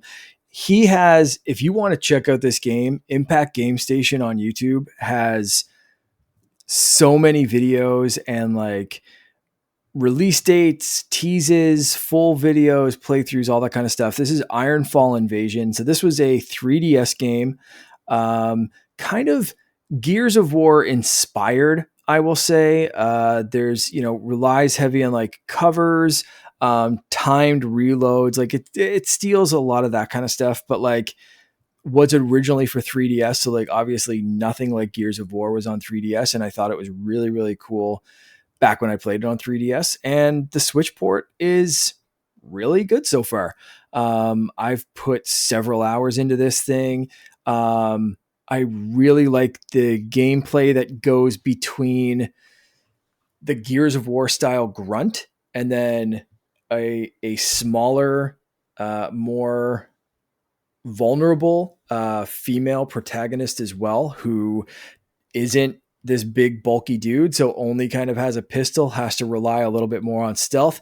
When she's making it through at least like the first level you play as her, a lot of like the power's gone off, so it's got a more Resident Evil vibe with like a flashlight and a pistol kind of thing, and you're working your way through things, trying not to get hit, detected, all that kind of stuff, and still take out some like robot aliens, which is a little tough. And I really like this for what it is. It is a $25 3DS port, so don't expect it to be like this is game of the year graphics. But yeah, it's so far really like a fun little action palette cleanser with, you know, like a goofy alien invasion military kind of like story wrapped around it. But like the set pieces are cool and varied. There's different, like, you know, clear this room, you're going through a lab, you're going through a building, you're going through like a beach resort hotel kind of thing. And then a cave system. Like you're, you know, the environments are kind of like varied enough that it's keeping my interest anyway. So, when I want to not think about things and worry about stealth as much in Indiana Jones, I throw this on my Switch and I can just run through and shoot some stupid alien robots. Yeah, there's no deep exploration of character. No, Just killing things. not at all. Just kill the robots and have a good time doing it. You get a bunch of gun upgrades and stuff, so it's fun just kind of like quickly running through like assault rifle, then like a bot gun, a grenade launcher, a rocket launcher, and ammo is pretty plentiful. So like, don't worry about not using your rocket launcher except at boss fights. Just like let that bad boy fly. You're gonna get rockets in 2 seconds. Don't worry about it. So it's just a big, dumb, fun action game, and I very much enjoy it. And again, it's like it just launched a couple weeks ago, $25, possibly could be going on sale because, like Eric said, everything's going on sale. Mm-hmm. I don't know that, but like, you know, easily kind of like worth that like $25. But like, you know, if you can get it on sale, get it on sale. But yeah, it's really cool. And again, if you want to see any gameplay of it, head over to Impact Game Station. I want to thank Barry for the code because he hooked me up with this one. But it's a very fun game. I didn't talk to the developer at all. This was just like a Barry being like, hey, mate, you play this game yet? No. All right, here, now play it. Let me know what you think, you know? So this wasn't like at all like the dev like hooking me up with something, expecting me to say something on the show. This is just my own little like palette cleanser of an action game. It's not super in depth, but like, and it's all voice acted and stuff. Like, it's not like a, you know, cheap kind of like. Did they do that for the Switch version, or was there voices in the 3DS version? I think there were voices in the 3DS version, but it's been a long time since I played it, so I can't remember offhand. But it doesn't look like a 3DS game. I'm impressed with how much they've like visually upgraded it. Like it's still, you know, it's not going to win like Game of the Year graphics awards, but like it's not like you're looking at it going like, ooh, that's some muddy 3DS textures. You know what I mean? Like they've found like a good balance for what the game is and what you would expect, I think, at that price point. Very, very cool. Yeah, I've seen some of so there's been a couple of 3DS remakes, remasters, or whatever that went to the Switch, and they've looked good. So I'm guessing the assets were just higher than the 3DS resolution allowed, and they were able to really, really just bring them to modern hardware. With obviously 3DS was probably not great for shooting games because the weird, either you had to get the boat or you had to use the pencil rubber eraser for a second screen. I mean, I'm glad that these games are finding a new home. Absolutely. Pretty cool. Yeah, I have nothing else to say about Indiana Jones. I'm just glad I found my way into the game, which is great. So Folks, big call out to play easy if that gets you to play the game. That's how I played Horizon Zero Dawn. I just played on story mode. I thoroughly enjoyed the story. Didn't love the gameplay, and that got me through it. So I think play how you want to play. Don't worry about being called a noob. I know I'm a noob, so it doesn't bother me. But I'm glad I'm finding the fun now. But Dragon Age, I've got about 65 hours into this game. I am not a person that typically does that. Loving the game to pieces. I'm finishing up all the little bits and bobs I need to, specifically for my relationships with my characters, which is great. I've had some really cool things happen, which I really love. I lost one of my favorite characters in the game. He's really amazing. All I will say is Manfred is one of my favorite characters of the year. He's an NPC kind of character, but he's so amazing. A gentleman skeleton. Love him to pieces. He's adorable. But we lost him along the way. You may not lose him. So make a good choice, folks. And this game's all about choices. I know I'm making some choices I'll regret, which I love. Your characters let you know.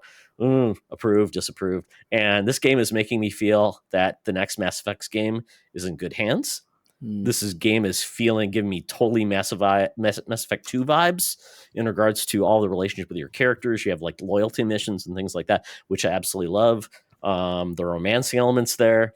I have not been confronted for potentially trying to romance two people at the same time, which makes me feel good and bad at the same time because I kind of feel guilty, but it's going pretty well. And I'm at that point now where I get the thing that says, this is your last, basically, if you start this mission, you can't go back. So I'm like, okay. Yeah. So I'm wrapping things up, and I've got to the point where I'm going to do that. So like I said, I'm very at the end of Dragon Age. Love the game. So glad I played this game. Did not expect to play this game at the beginning of the year. So totally in. So if you're interested in a game that is more action RPG than really deep, dark RPG, I think you'll enjoy it. Last thing that I want to call, actually two things. One really quick. Marvel vs. Capcom Infinite, if you remember that game that came out 5 years ago, Mark, I think, somebody bought like the collector's edition. They had like, they had like infinity balls, and the people got mad about the collector's not being great. The game was not reviewed well. The costumes people didn't love. It was definitely a departure from MVC3. Well, apparently these people that are really passionate for this game have made a mod called And Beyond. So the mod is free, and it's amazing what they did. Basically, they have changed the art. They added new visuals, game modes, music, and balancing. The game is this is only on PC, so I went on Steam for like $6. So I'm also going to install it. But this is amazing because I like the game. I just knew it had some problems. So I'm excited that people are actually doing this. The world of PC is great because you can do amazing things. And it's great that they're not being stopped from doing this. But this then led me down the path of, by the way, if you're playing Marvel Rivals on Steam, there are already mods. And you can play as Vegeta in Marvel Rivals. Oh my God. Which is just crazy. It's crazy. So you can mod it. So and the wild, interesting. It's crazy. Yeah. It's there. But lastly, I wanted to touch on Secret Level. Have either of you watched any of it so far? Started the first episode and had to stop because Finn came back downstairs. I wasn't sure if it was child appropriate, so I was like, hey, I'm just going to shut this off. Crap. Which one was that? Do you remember? I can't remember offhand. Yeah. Dungeons and Dragons? Eric, have you seen any? No. It was Dungeons and Dragons. Dungeons and Dragons, yeah. I haven't. I want to. I was debating on getting a new TV for myself for Christmas, and if I did that, I wanted to wait to watch it on there because I know it's going to look like insane. I ended up getting a PSVR 2 instead of a TV, so probably just start it soon. Probably after Christmas though. I got my Christmas Eve movie picked up. I'm gonna watch Venom: Last Dance 4K. Oh, nothing will bring the family together more than Venom: The Last Dance. Only me. My family will be asleep, so it's just me. Oh, there you go. See, you don't have to worry about it. I just watched it like a couple of nights ago. Same kind of thing. My family was asleep. I was like, hey, it's Venom time. Let's go. Yeah, it's time to get Venomized. Yeah, it's I'm not expecting it to be the best movie ever, but I actually watched, because this has been something I've been doing for a long time. I think it was like the second or third movie I ever watched on Christmas Eve at home instead of the theater was the first Venom. So, okay. We're full circle now. Let's go. Nice. I enjoyed it for what it was. I'm not going to say any spoilers. Yes, Watch it. yes, it's a Venom movie. I mean, yeah, it's not Shakespeare. that's it. Yeah. But I will probably hit on secret level really soon. Oh, very cool. Well, the cool part about it is like these episodes are anywhere between 9 and 15 minutes long. So it's like even then it's just very deep. It's very much all these different franchises are getting their day in the sun. Even Concord got their day in the sun on this, which is so weird. The show has been renewed for a second season, which is kind of cool, which means it's doing well. These guys did Love and Robots. Is that the name of the series they did? Yeah. So they're well known for doing quality animation, and some of it's hit and miss, but I mean, you'll get there. So I've only watched one so far, and it's the Pac-Man one. It will, if you have not, this one will be like, holy crap, I can't believe they did this. This is amazing, but it's not kid friendly at all. I'm like, they took Pac-Man in a place I never thought they did, and I was just like, this is amazing. I think it's Blur Studios that does this, right? I believe it is, yeah. Yeah, so they did like the cutscenes for Halo 2 anniversary. Like they've been, people have wanted them to do like a full-on movie, which I would hope eventually they would do just a full-on movie, but I think it's like $100,000 a second of footage is what they charge or something like that. But it looks so good. Like I think I've said this. One of my favorite cutscenes of all time is The Old Republic. Some of those cutscenes for Star Wars are amazing. Yeah. I'm like, I just want that movie. It looks so incredible. But yes, ridiculously expensive. Mm-hmm. Anybody else instantly go to Cards Against Humanity when Todd said they got Pac-Man doing some stuff I never expected? Anyone? No? I'm alone in that. All right, cool. Well, there you go, Mark. You'll see what I believe in when you get to the episode. But yeah, make sure Finn's asleep, or it won't be sleeping much longer. Yeah. Okay. There you go. Well, that's what I've been gaming. Before we go, we've got a question. This is Brian Rand back again. This is part of the Carden family, part of our Patreon subscriber family. He says, as far as questions, I would say I want your opinions on the Game Awards. I haven't played Astrobot, but my view of gameplay didn't inspire me to think it was GOTY material. I think Wukong was just better. But I suppose now with the way the gaming industry is, what does GOTY mean anymore? I'm thinking like a Rockstar game, GTA 5 or 6, will almost win GTA GOTY, and probably for good reason, but that's 10 years between releases, and I don't think we hit that level of games every year, especially in single-player campaign games.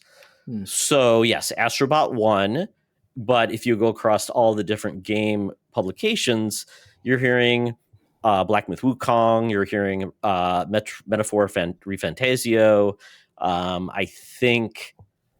Indiana Jones won Xbox Game of the Year for IGN, but I'm trying to think, are there any others that you're hearing that have won from other publications Game of the Year? I've been hearing Astrobot winning a lot of stuff. Yeah, I mean, you could see, I don't know if you're done yet. I was about to start going. No, I'm just trying to think of like the Game of the Years. He mentioned Astrobot. I'm like, well, is anybody here available? But beyond that, so if that's what we've got for this year, unless there's any other surprises, what do you guys think of like the Game of the Year? I mean, do you think every year has a Game of the Year, or is it like every year has a game that was probably the best of the games? I mean, I think every year has the Game of the Year for sure. I don't think Astrobot should be the Game of the Year personally. I think that there's the Game Awards. I don't think should be the kind of definitive Game of the Year because of how the voting works, and like how it gets chosen.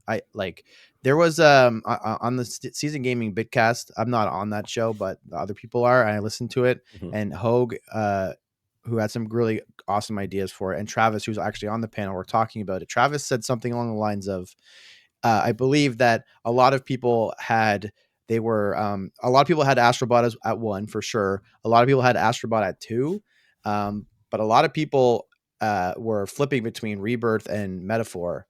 And so those sometimes that was 1, other times it was 3, and Astrobot was 2 a lot of the time. So like the way the weighting works and like that, it's just really weird. And Hogue suggested that there should be some sort of panel similar to how movies are kind of awarded, where you have people that have played every game, because not everyone that votes has played every game.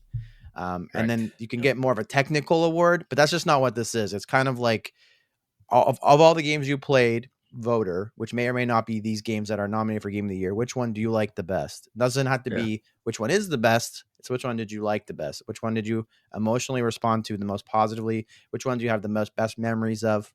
Astrobot was in a really good sweet spot where it was close enough to the awards where it's right here, but not too close where you didn't finish it yet. And it's not a long game either. So I think they had a lot of stuff going for it, and it's definitely deserved to be nominated, which means it deserves to win in some degree.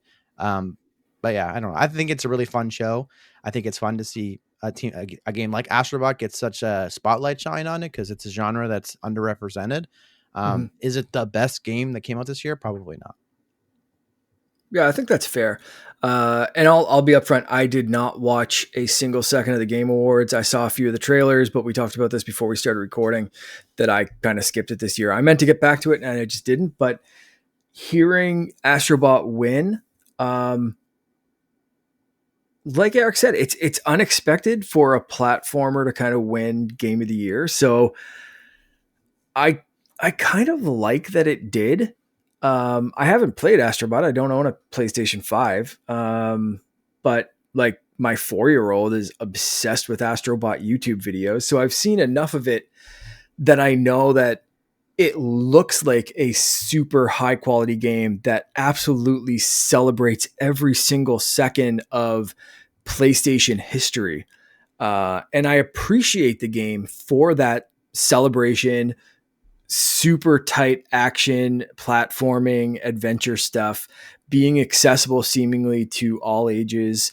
So I think the Game of the Year, it depends on what kind of pedigree you're holding that to. If you're being, if you think Game of the Year as the same kind of pedigree as like a movie of the year, like, the Oscar for best picture kind of thing, like you're probably thinking more something like, Black Myth, like Wukong. That's something of a higher elevated, more difficult, more pristine kind of thing. Like this would be like, Minions winning, like the Oscar for best picture or something like that. But I think games need to be looked at in a slightly different way, or can be looked at in a slightly different way. And I think this is why it's great to have a bunch of different websites and a bunch of different podcasts and a bunch of different things give their takes on Game of the Year. Because you can always find someone that looks at games the same way you do. The Game Awards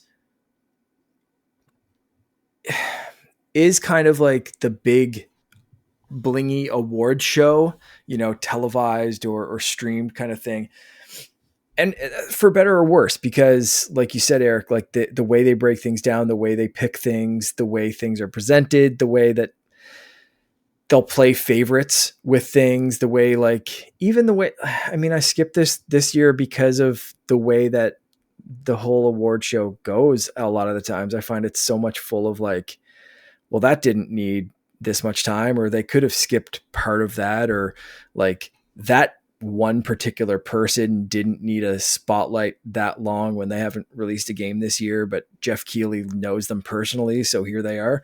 Like it's that kind of stuff, but like it's not the definitive Game of the Year. If you like IGN's take on things, then that's your Game of the Year. They just don't do a big show and dance kind of thing. You just read about it instead, or maybe watch a quick YouTube video where they're like, hey, this is our Game of the Year. Thanks for watching IGN. Haha. Here's an ad. But yeah, so it's tough, but like for me, Astrobot was definitely more viewed in my house, even though I don't have PlayStation 5. It was definitely the game that got the most attention, even though we didn't play it. Like my son wants me to buy a PlayStation 5 for Astrobot. That's saying something. Even though he's 4, like he knows a quality kind of game when he sees it, and knows something that would appeal to a lot of people. So I understand the thinking. Do I agree with it? Not necessarily, but like I get it, from that kind of standpoint. if I've looked at what the Game Awards have done throughout the years, it's hard to get a gauge on what will win, to be honest. When I looked at this, one of the ones that really stands out to me is It Takes Two. That one in 2021. A game that was a co-op kind of goofy game with, you could only play it co-op, and it had themes of divorce. So, I mean, and it's very kooky and animated oddly. That went up against Ratchet and Clank, Resident Evil Village, Psychonauts 2, Metroid Dread, and Deathloop. So, but you didn't, I would say that year you didn't have like a very much like overwhelming like dramatic type of game where it was like, oh, I could see that's the critical darling because of that. And I mean, and then last year you had Baldur's Gate 3, a game where that was a critically acclaimed darling. And it did find a lot of new audiences, but that was a traditional computer RPG, point and click that found its way with other places versus, a Zelda game, an Alan Wake 2, Resident Evil 4, a Mario game. So it's always hard to gauge, so when I looked at what wins, it doesn't seem like this is the game that's always going to win because it can vary. I mean, I even think of like Sekiro won Game of the Year versus Control, Death Stranding, Resident Evil 2, Outer Worlds, games like that, Smash Brothers. So, and some people would say Sekiro is like such an extremely hard game that it's going to be very focused on a certain audience. So, yeah, it's hard to tell. But when I think of Astrobot, and I'm still coming up with what my game will be.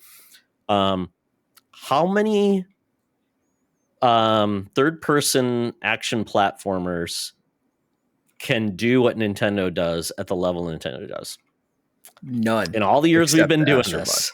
So I would say Astrobot is getting acclaimed for level. So I would say some people say, oh, it's just that. I'm like, if it was that easier, wouldn't we have ones every year? Look what Sonic's been trying to do all these years. I mean, I really like Psychonauts 2. I will say I really like No, it's a great game. I love Psychonauts 2. Actually, I didn't love the first one that much. I loved what they did. Second one, I really loved a lot. And I thought that was a great game. I loved the writing. They hit some great notes. So I would not have been unhappy if that game won. Yeah, for sure. So, I mean, so a lot of the words, and a lot of people wanted Balatro to win. Balatro is a poker game.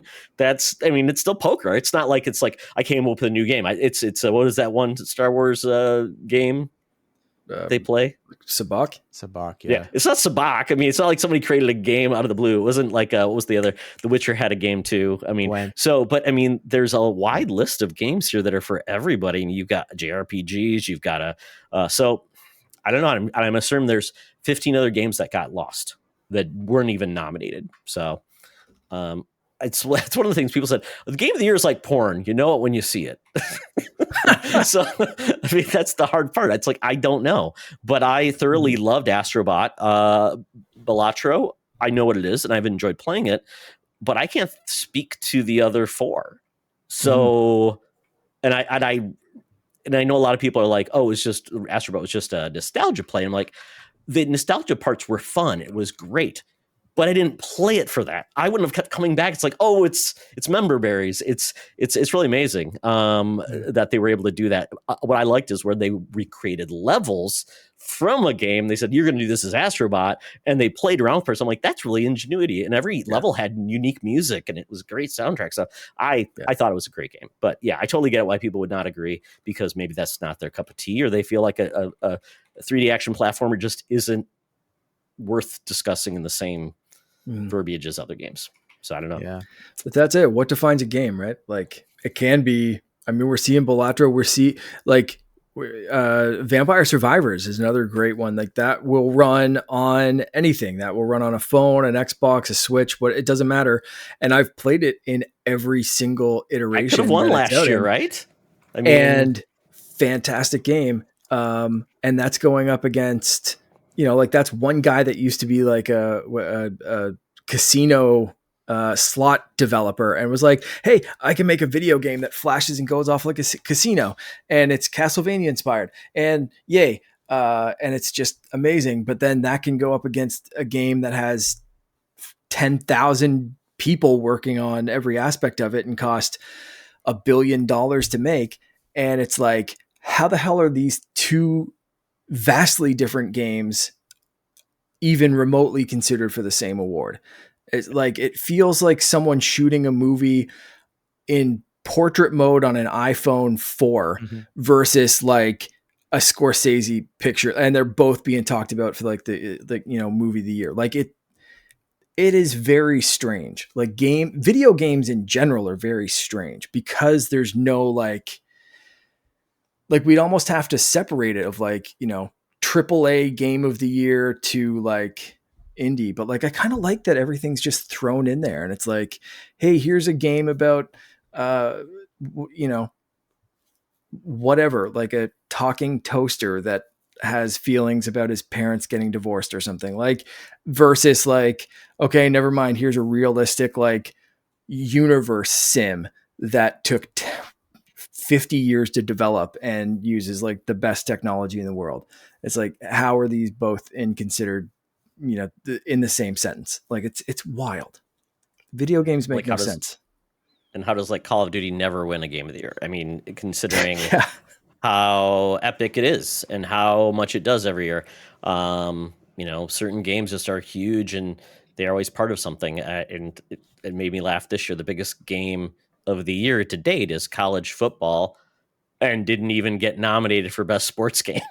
Yeah. Because it's not, college football is not big anywhere else in the world. And this is a global, nominated event. And so you do have a lot of people that voted for Wukong, because Wukong was huge in China this year. So we're just going to have to realize that, we got to get out of our own world and play some new games. My son might play that game and I'll look at it. I'm like, I don't even know how to play that game. It hurts my fingers just looking at it. But yeah, it's weird. Okay. Well, before we get into the bonus round and wrap the show up, we've got to listen to this ad and pay some bills. Hey, Secret Friends Unite, let me tell you about Zencastr. We use them for our show, and now they're supporting us. Zencastr is now the all-in-one solution making podcasting easy. It's the ultimate web-based podcasting solution. Provides high-quality audio and video podcast production and hosting. With a full suite of professional tools, podcasters can seamlessly record, produce, and publish studio-quality content, all from one dashboard. Being a creator has never been easier. And we chose Zencastr because of the ease of use, high quality output, and it makes it super easy for our guests to come on. We had multiple solutions we tried before, and Zencastr has just been the best fit for us. Why Zencastr? It's now super easy to record a podcast with Zencastr. Log in using your browser and start recording a high-quality podcast right away. Record studio-quality sounds and up to 4K video with your guests. Feel a sense of zen knowing Zencastr's multi-layered backups ensure you always have your recordings in the highest quality, even if the connection is unstable. Have you ever worried what you sound like? Zencastr's post-production process makes you sound buttery smooth. It automatically removes those ums and ahs in your recording. It removes those awkward pauses in conversation too. Set the right podcast loudness and levels while reducing background noise with the click of a button. So if you're interested in making an easy, high-quality podcast just with the click of a browser button, go to zencastr.com/pricing and use my code SFU1. You'll get 30% off your first month of any Zencastr paid plan. I want you to have the same easy experiences I do for all my podcasting and content needs. It's time to share your story. Now back to the show. Unless you're a Patreon and you don't have to listen. So we now go to the bonus round. At this point, we're talking about holidays. And you know what?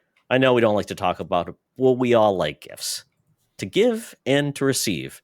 And I can't speak too loudly because my son is right next to me, so we will not talk about what he's getting this year.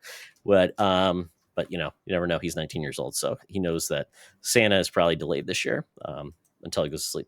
But with that, we asked our friends, what do you want to give and receive for the holidays this year? And this can be broad. As Mark always says, I have to define my category. It could be, what do you want to give the gaming community or the world of games as a gift to make the world a better place? Okay. If you want. Or it could just be exclusively, what do you want to give and what do you want to receive to your friends and whatever. So with that, Chris Berto says, I have a list of games I've missed from the year, but primarily I'd love to receive Astrobot, Metaphor, Ram Fantasio, or Final Fantasy VII Rebirth. All good picks, Chris. We hope you get some of those in your Santa stocking this year. And because I think you've been a good boy. Although your lack of happiness about eggnog, Santa Claus would probably disagree with you too. Knocked down to the naughty list, bud. So you're getting Yoda stories for the Game Boy Color. Oh my God. Gotta love it. Okay. Eric, what would you like to give this year in the world of video games? Give to the world of video games? To someone, if you'd like this is a game that everyone should play. My gift is I'm giving it to everybody. Or, I want to make sure that developers get a pat on the back. Anything you want it to be. Or I want to give my significant other, my child, my parents something game related so they can enjoy games with me. I always wanted to do video essay style things that celebrate underappreciated games, and I hopefully will be able to give one of those this year, but not really tomorrow or in 2 days because they take a lot of effort to produce. So maybe I'll be more realistic and say I would like to give my daughter slash mostly me a PSVR 2, which I have done. Sorry, I just chucked a knife. It's What? That's safe. I was playing with this and anyway, I would like to give her a PSVR 2. I hope she can't hear me. I think she's sleeping. Hopefully she's sleeping. It's almost midnight. Yeah, because she really likes, actually, the PSVR 1 is what we play, and she played Astrobot, and that's why she's so obsessed with Astrobot from that, which this is maybe a hot take. I think the PSVR 1 Astrobot is a better game than Astrobot PS5. Both are great. I don't think Astrobot PS5 is bad. Like I said, deserves to be nominated. Understand why it won. Great game. But the VR Astrobot is exceptional. That is when I first played that's when I had the epiphany, like, this is Nintendo level, better than Nintendo. I think it's better than Mario Odyssey. It's a crime that game is stuck on PSVR. Yeah. Well, the cool thing is that bad boy. It doesn't use any tracking. So the worst part of PSVR 1 is it has light-based tracking. So other than tracking what you're looking at, which it does okay at, you don't have to use like the wands or anything. You play with a DualSense, so it's pretty. Anyway, 100% recommend. They need to port that somehow. So yeah, I would like to give that. Nice. PSVR 2. My friend has PSVR 2. This is friend Shanias. I played it once. We were playing the Madden game or the NFL game. I almost broke my toe because I thought it was actually moving to catch a pass. Todd was an idiot. I have it. It's under the tree right now, but I told my girlfriend I had try to it out, test it and set it up, aka play it all night last night to the point where I'm like can't even walk anymore from all the squats I did in Synth Riders and in Pistol Whip. But it does a great job of mapping the room. But when you're playing Pistol Whip and you're just like John Wicking like crazy, definitely smashed into the wall a couple times because this room is relatively small. The room was like when you I don't know if you've ever set up a PSVR. So like you paint the floor and you like paint all your floor, and I painted all of my available area, and then I hit submit and it's like this room is too small to have room scale, so we're going to disable that from all games. And I was like let's remeasure, and I just painted like my couch and I painted like my shelf, and I was like this is all stuff I can. Trust me, this room's huge, man. And so that's why I was running into stuff. Should have listened to the warning. But I loved it last night. It was really fun. I can't wait for Christmas. Don't step on your cat, please. Yeah. I had to lock him out. Animals are tough ones when they come into the room. My dog at one point, I'm playing with Quest and I'm like, oh, there's a dog there. Crap. Don't want to kick the dog, kick the dog. Yeah. Yeah. Well, that's very nice of you. There's some good games on PSVR too. Yeah, there's a lot of them on premium too. Like I already have a pretty solid library just from that, which is really nice. Yeah, if you don't claim those games every month, you're just being a fool. Just claim them. Yep, 100%. Yeah. I'm gonna jump in next, like, because I now that you said like give something to like the gaming community kind of thing, like that's got me thinking. But like Finn wanted some like gaming related stuff, and one of them he keeps changing his answer for, so I don't know. That one's going to be from like mom and dad kind of thing, so we'll see like how good Santa is to the little bugger. Hint, it's going to be good. But he keeps changing. He wants he flips between Kirby Fighters. He's a very Kirby centric Christmas kid this year. Kirby Fighters, Kirby. What's the cake one? Like your race and stuff. Buffet. It's like Delicious Course. Delicious Course or whatever it is. And then Kirby. Oh, what's the other one he wants? There's like 3 different Kirby games that he wants. All Stars, Forgotten Lands. All Stars. Yeah. Kirby All Stars. And he keeps flipping back and forth. So I thought I was like locked in with which one. And then he changed it again tonight to the cake one, which is the first time he mentioned that one ever. So I want him to give a gift to me of like picking a definitive Kirby game that the little bugger wants me to tell him like Santa has a deadline. This one's going to be from me. This one's not like a Santa. So I have to be just like, Finn, pick a game and we're going to buy it right now. So that'll be that'll be how that one goes. I think down. the cake one's a budget title, so maybe you should. It's like $15. And Kirby Fighters is like 20, 25 or something like that too. So if he picks one of those, I might get both. And then the other one, the Kirby Star Allies or whatever the other one is. If he picks that one, then that'll be probably the solo game. So we'll see how that all plays out. But Todd, because you threw out give a gift to the gaming community, and because we mentioned Marathon and Apple and stuff, I'm still in a mindset of thinking about that. And then you mentioned like Balatro and everything, and I was thinking about Apple Arcade. I'm going to give a gift to Apple in this one and just give them a business plan of a new Apple TV 4K with an M series chip in it that comes bundled with a controller. You have a gaming service, the M chip, even the M1, like the older M chip, like we're on M4 now, but even an M1 can run like the Resident Evil games, can run like a ton of like actual console PC quality games. Fine. And then you have Apple Arcade just built in. Bundle that thing with a controller, partner up with Xbox or PlayStation, I don't care, or at a third party, something 8BitDo, whoever, and just have it all in one box and call it the Apple TV gaming bundle and just like make money. It's so easy. I wonder how that Fire Stick Xbox controller bundle sold. I did it. I got the cipher, the blue cipher with the stick. It was like $80. I'm like, of course I'll do that because it's like I think this was like $65 when it came out originally, and I got it ended up being only $50 with the stick. Yeah, it's like the higher end stick too, right? It's the Max, I think, is that the one? Yeah, so, yeah. Like the current Apple TV 4K is great for like Apple TV or Apple Arcade games.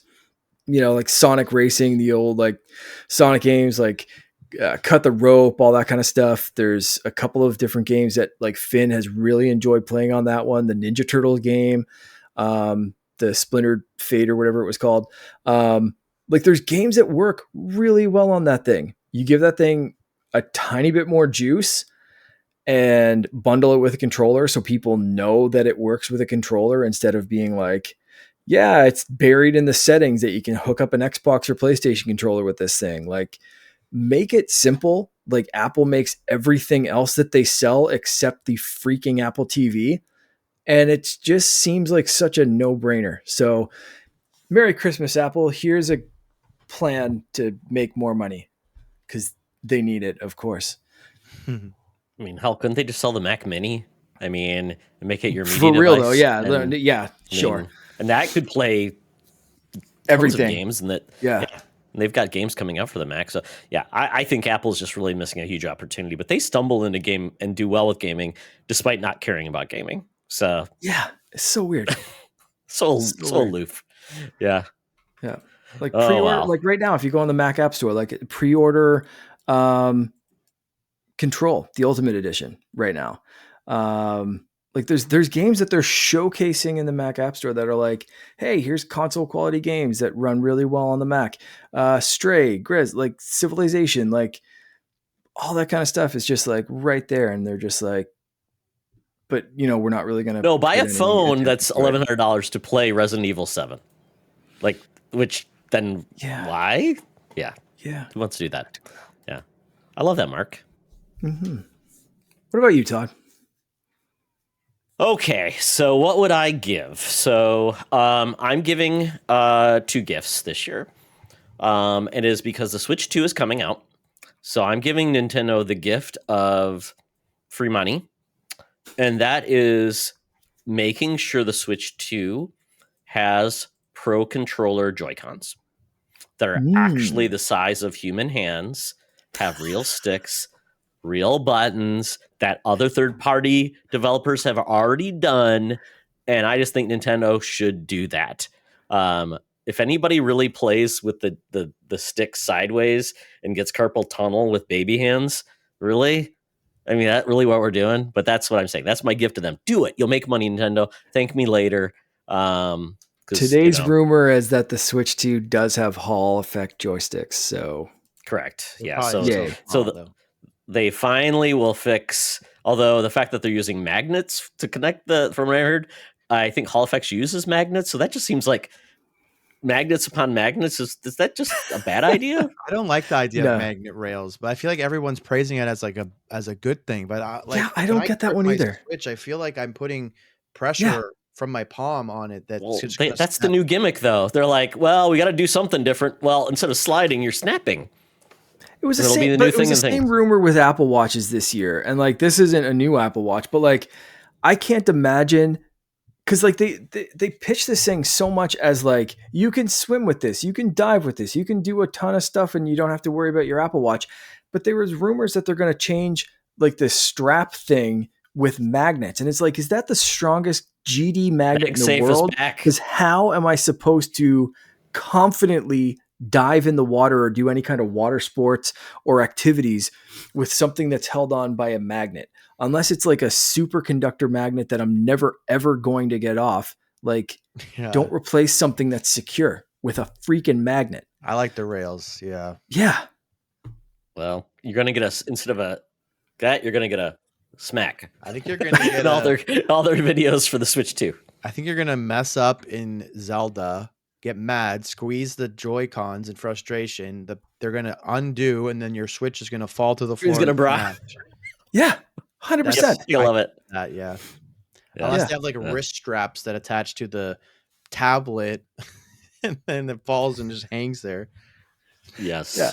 But I do like the idea. Well, every generation of Nintendo, they do something that will eventually destroy their gadget. It'll be like something we're going to fix in the next version of it because we like money. So, yeah. Make sure you wear your Joy-Con straps and your Switch 2 straps securely when you're playing this game. Oh, that reminds me. I just bought these cool straps for my Quest 3S controllers, Mark. They're pretty cool. They snap that. No, I'll talk about it later. All right, yeah. Send me a picture. Yeah, or a link. They're pretty cool. They were super cheap, really easy. Let's see. So that would give that to Nintendo, and then to the world of gamers, I would give a less crazy game schedule, meaning we will not put 85,000 games in every month and then have some months that have absolutely nothing. We're adults. Adults buy games. We have limited time. Do not make us pick and choose. And like I think February this year, exactly. We have limited money, but we have to make choices. And like right now, I'm like, I got all these games to play. I would just ask give the gift of time to players and put your games out so every game gets a chance to succeed versus fight each other. Because that always happens and it's very frustrating. So just put that's my gift to everyone. Man. More time. Second week of February, launch everything. Oh, absolutely. Perfect. Yeah. It's like January in gaming. Nothing's coming out. Why? I have money to spend. I've got time. I don't know. Well, yeah. Oh, well. That's what I would give. Time, which we all need for every game to succeed. So what would you like to receive, Eric? I have a predicament. I am a huge fan of being surprised for what my Christmas gift is. So when like my girlfriend asks me what I want, I don't tell her because I want to be surprised. But also, I very much want Black Myth Wukong physical. So I put it at the very top of my wish list. I have like basically like neon signs pointing at it without me actually saying that this is what I want. So I need her to read the room and buy me Black Myth Wukong physical, please. So you're playing it on PS5? That. Yeah. Okay.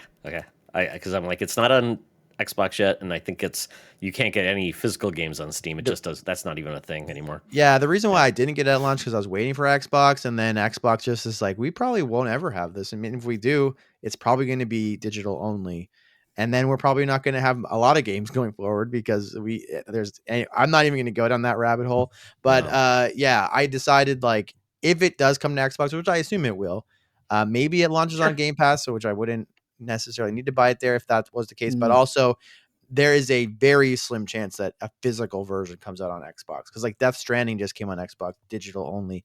Xbox their own games most of the time digital only. Yeah, so I want it on my shelf, and I did everything I could without actually asking for it.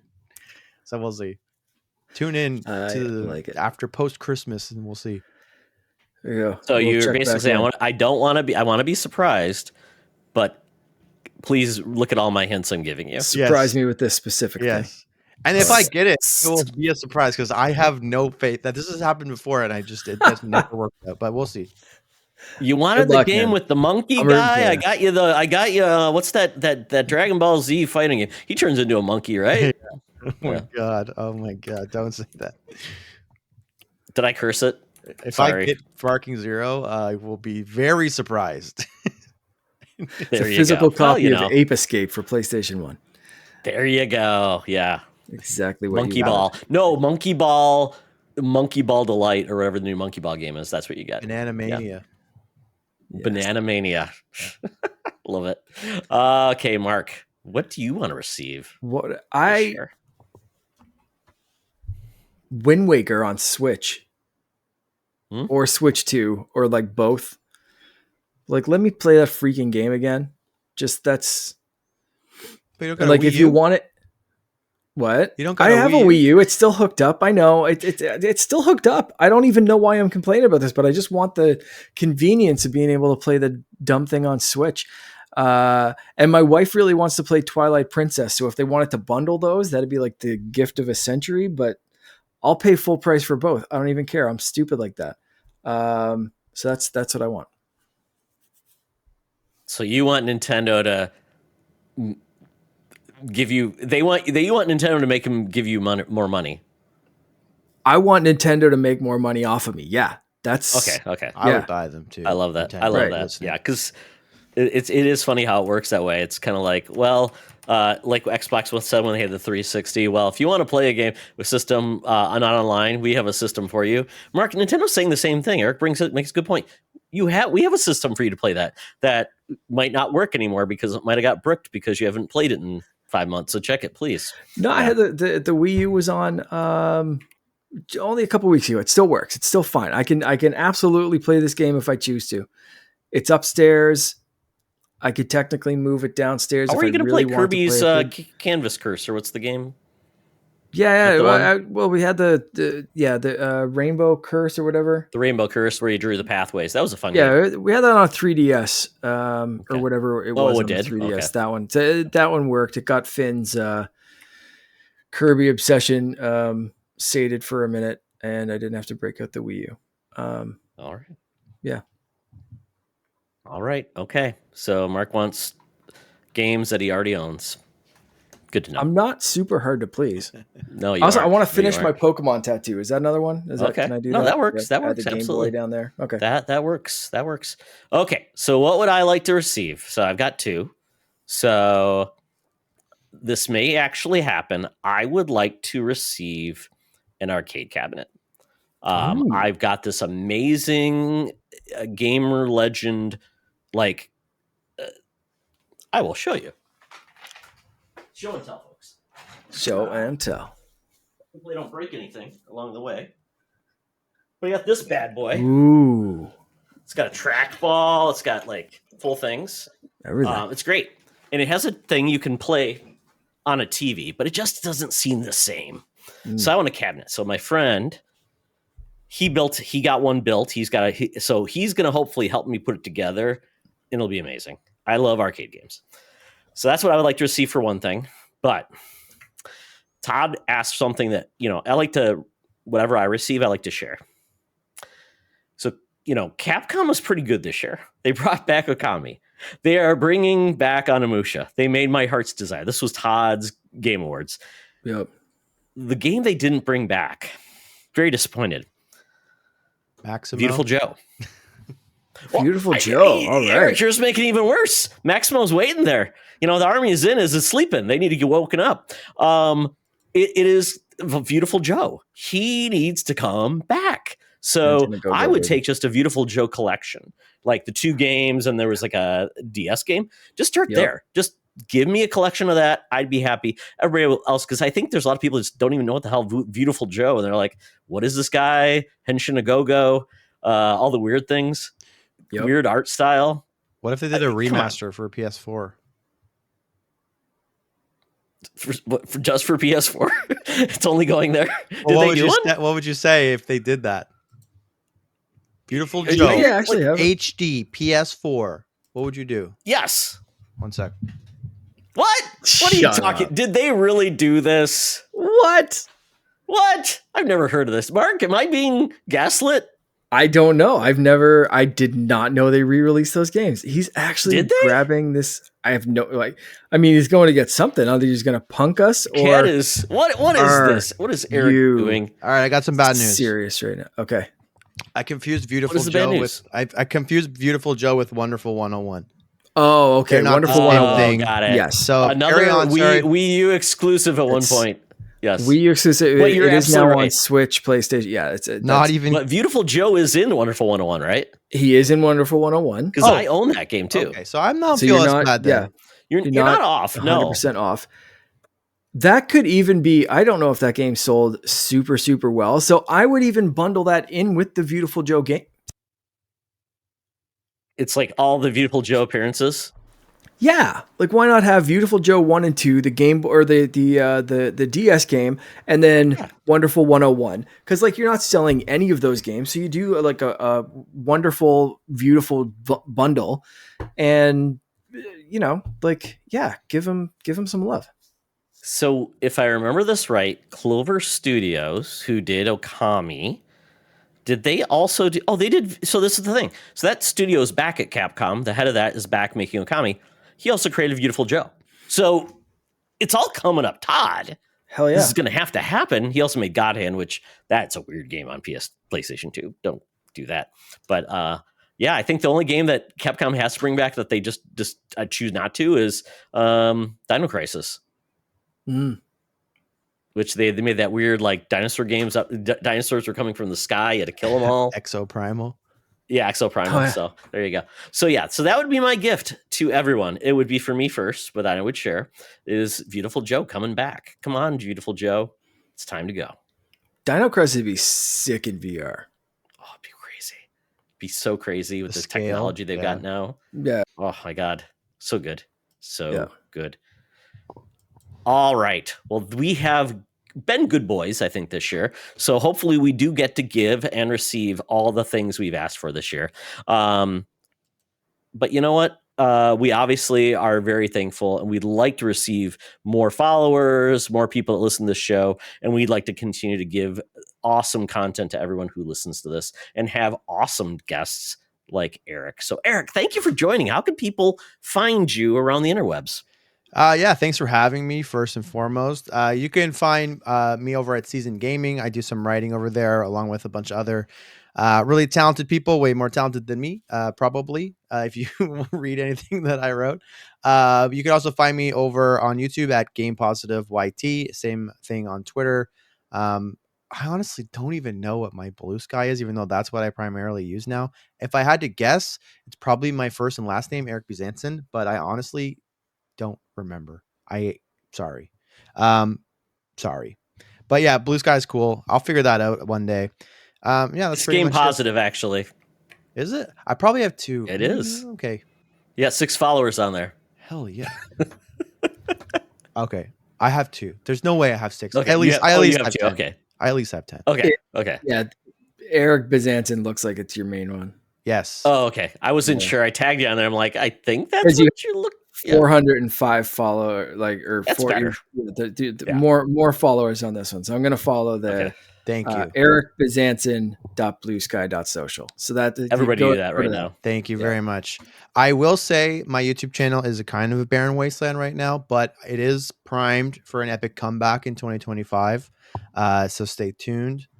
Maybe I can have you guys on. I do an interview show called Insert Coin, where we just talk about Perfect. Your gaming life 1 quarter at a time. Pretty fun. I think actually Chris is kind of a hangers around you guys from 1H1D. Absolutely. He was on Insert Coin. Awesome. So thanks for coming on the show, Chris. Like 2 years ago when I actually made content. But that's pretty much it. Awesome. Amazing. Thank you again. We always love to spread the joy. Although having more Canadians makes me feel like I get beat up because like we don't have cool things like you guys have, and it just like I don't like the football. hate, you know. True. I see the Jets. I see Jets right there, Eric, and I see the jersey, and I'm like, good luck. Good luck. You know what? I actually wanted to talk to you. I don't know how long. I won't get into the nitty gritty, but I decided because of the Jets are so bad and the problems are so like entrenched. They're from the owner down. Like there's no solution. It's terminal. But I can't stop being a Jet. That you can't change teams, but you can add a favorite team. And I thought I can add a team that's in a different conference, so then it will be so disconnected that I can actually enjoy Sundays again. Absolutely. And I'm thinking, but it still should have some tie to the Jets, and they have to be a franchise that's doing well, that's not a dumpster fire. So what team in the opposite conference is doing well, not dumpster fires, not pathetic? It has a history of at least being competent and has a connection to the Jets. What team is that, Todd? Be the Minnesota Vikings because we love ex-Packers quarterbacks, apparently. And Sam Darnold. That's what I was getting at. But that's right. Sam Darnold, too. Yes. Yeah. So I'm going to be a fair weather co-fan of the Vikings. You heard it. Hey, you heard it here first. We need more bandwagoners on the Vikings train because we get no respect. But you know, I appreciate it. That's amazing. No respect. But and one last note before we close this out, that article about Woody Johnson and then using Madden rankings to get rid of players or not choose players is ridiculous. Yeah, and it's true, which is insane and sad. Oh my God. I love it. Well, Eric, thank you so much. This is a pleasure. I'm glad we got to connect with you and glad to have you on. You're welcome back anytime you'd like to talk about the world of video games. Sweet. I'd love to be back. Thank you. Yeah. Mark. Yes, you can follow me, mostly Instagram, a little bit of threads at Canardian_Jedi, and Blue Sky doesn't do underscores, so it's Canardian-Jedi. Because I can't have things be simple. But you can also just find me hanging out in our Discord group and follow me there. Excellent. Yes, the Blue Skies is really taken off. People really seem to like it. There's good communication. But I'm also at Threads, at Toxtra, at Secret Fringe Unite on the Threads, at Todd Oxtra, at Secret Fringe Unite on the Blue Skies. Apparently, Mark, check your DMs on Blue Skies because mine were closed to only followers. So if we do want to connect with people, I didn't realize that. So it's open now, but that's a great way to reach us. Unfortunately, there's no way to DM and Threads. You have to do it through Instagram. So we also have an email. Users that are followed. Okay, there we go. There you go. And then, so if you want to email us to secretfringeunite@gmail.com if you want to actually reach out and email us if you can't reach our DMs. So thank you so much. Check out our Patreon, check out our Discord. We want to see more cool people in 2025. So with that, folks, be good. Leave cookies up for Santa. Light your dreidel. They don't do that. Light your menorah, spin your dreidel, and be good for all the folks who follow Kwanzaa. Drink your eggnog. So that's drink your eggnog. Yeah, exactly. That's what Santa gives good gifts for eggnog. So with that, folks, just remember, it's always better to game together. This podcast is part of the Secret Friends Unite podcasting network, available on Apple Podcasts, Spotify, and podcast services around the galaxy, as well as video on our YouTube channel. You can support Secret Friends Unite by becoming a Patreon member. Get bonus programs and more over at patreon.com/secretfriendsunite. Join our Discord community for even more discussions on all things geek. For all the latest updates on Secret Friends Unite, make sure to follow us on Threads at secret.friends.unite and visit secretfriendsunite.com. Find our merchandise at TeePublic and Redbubble. Thanks for listening, and may the Force live long and prosper.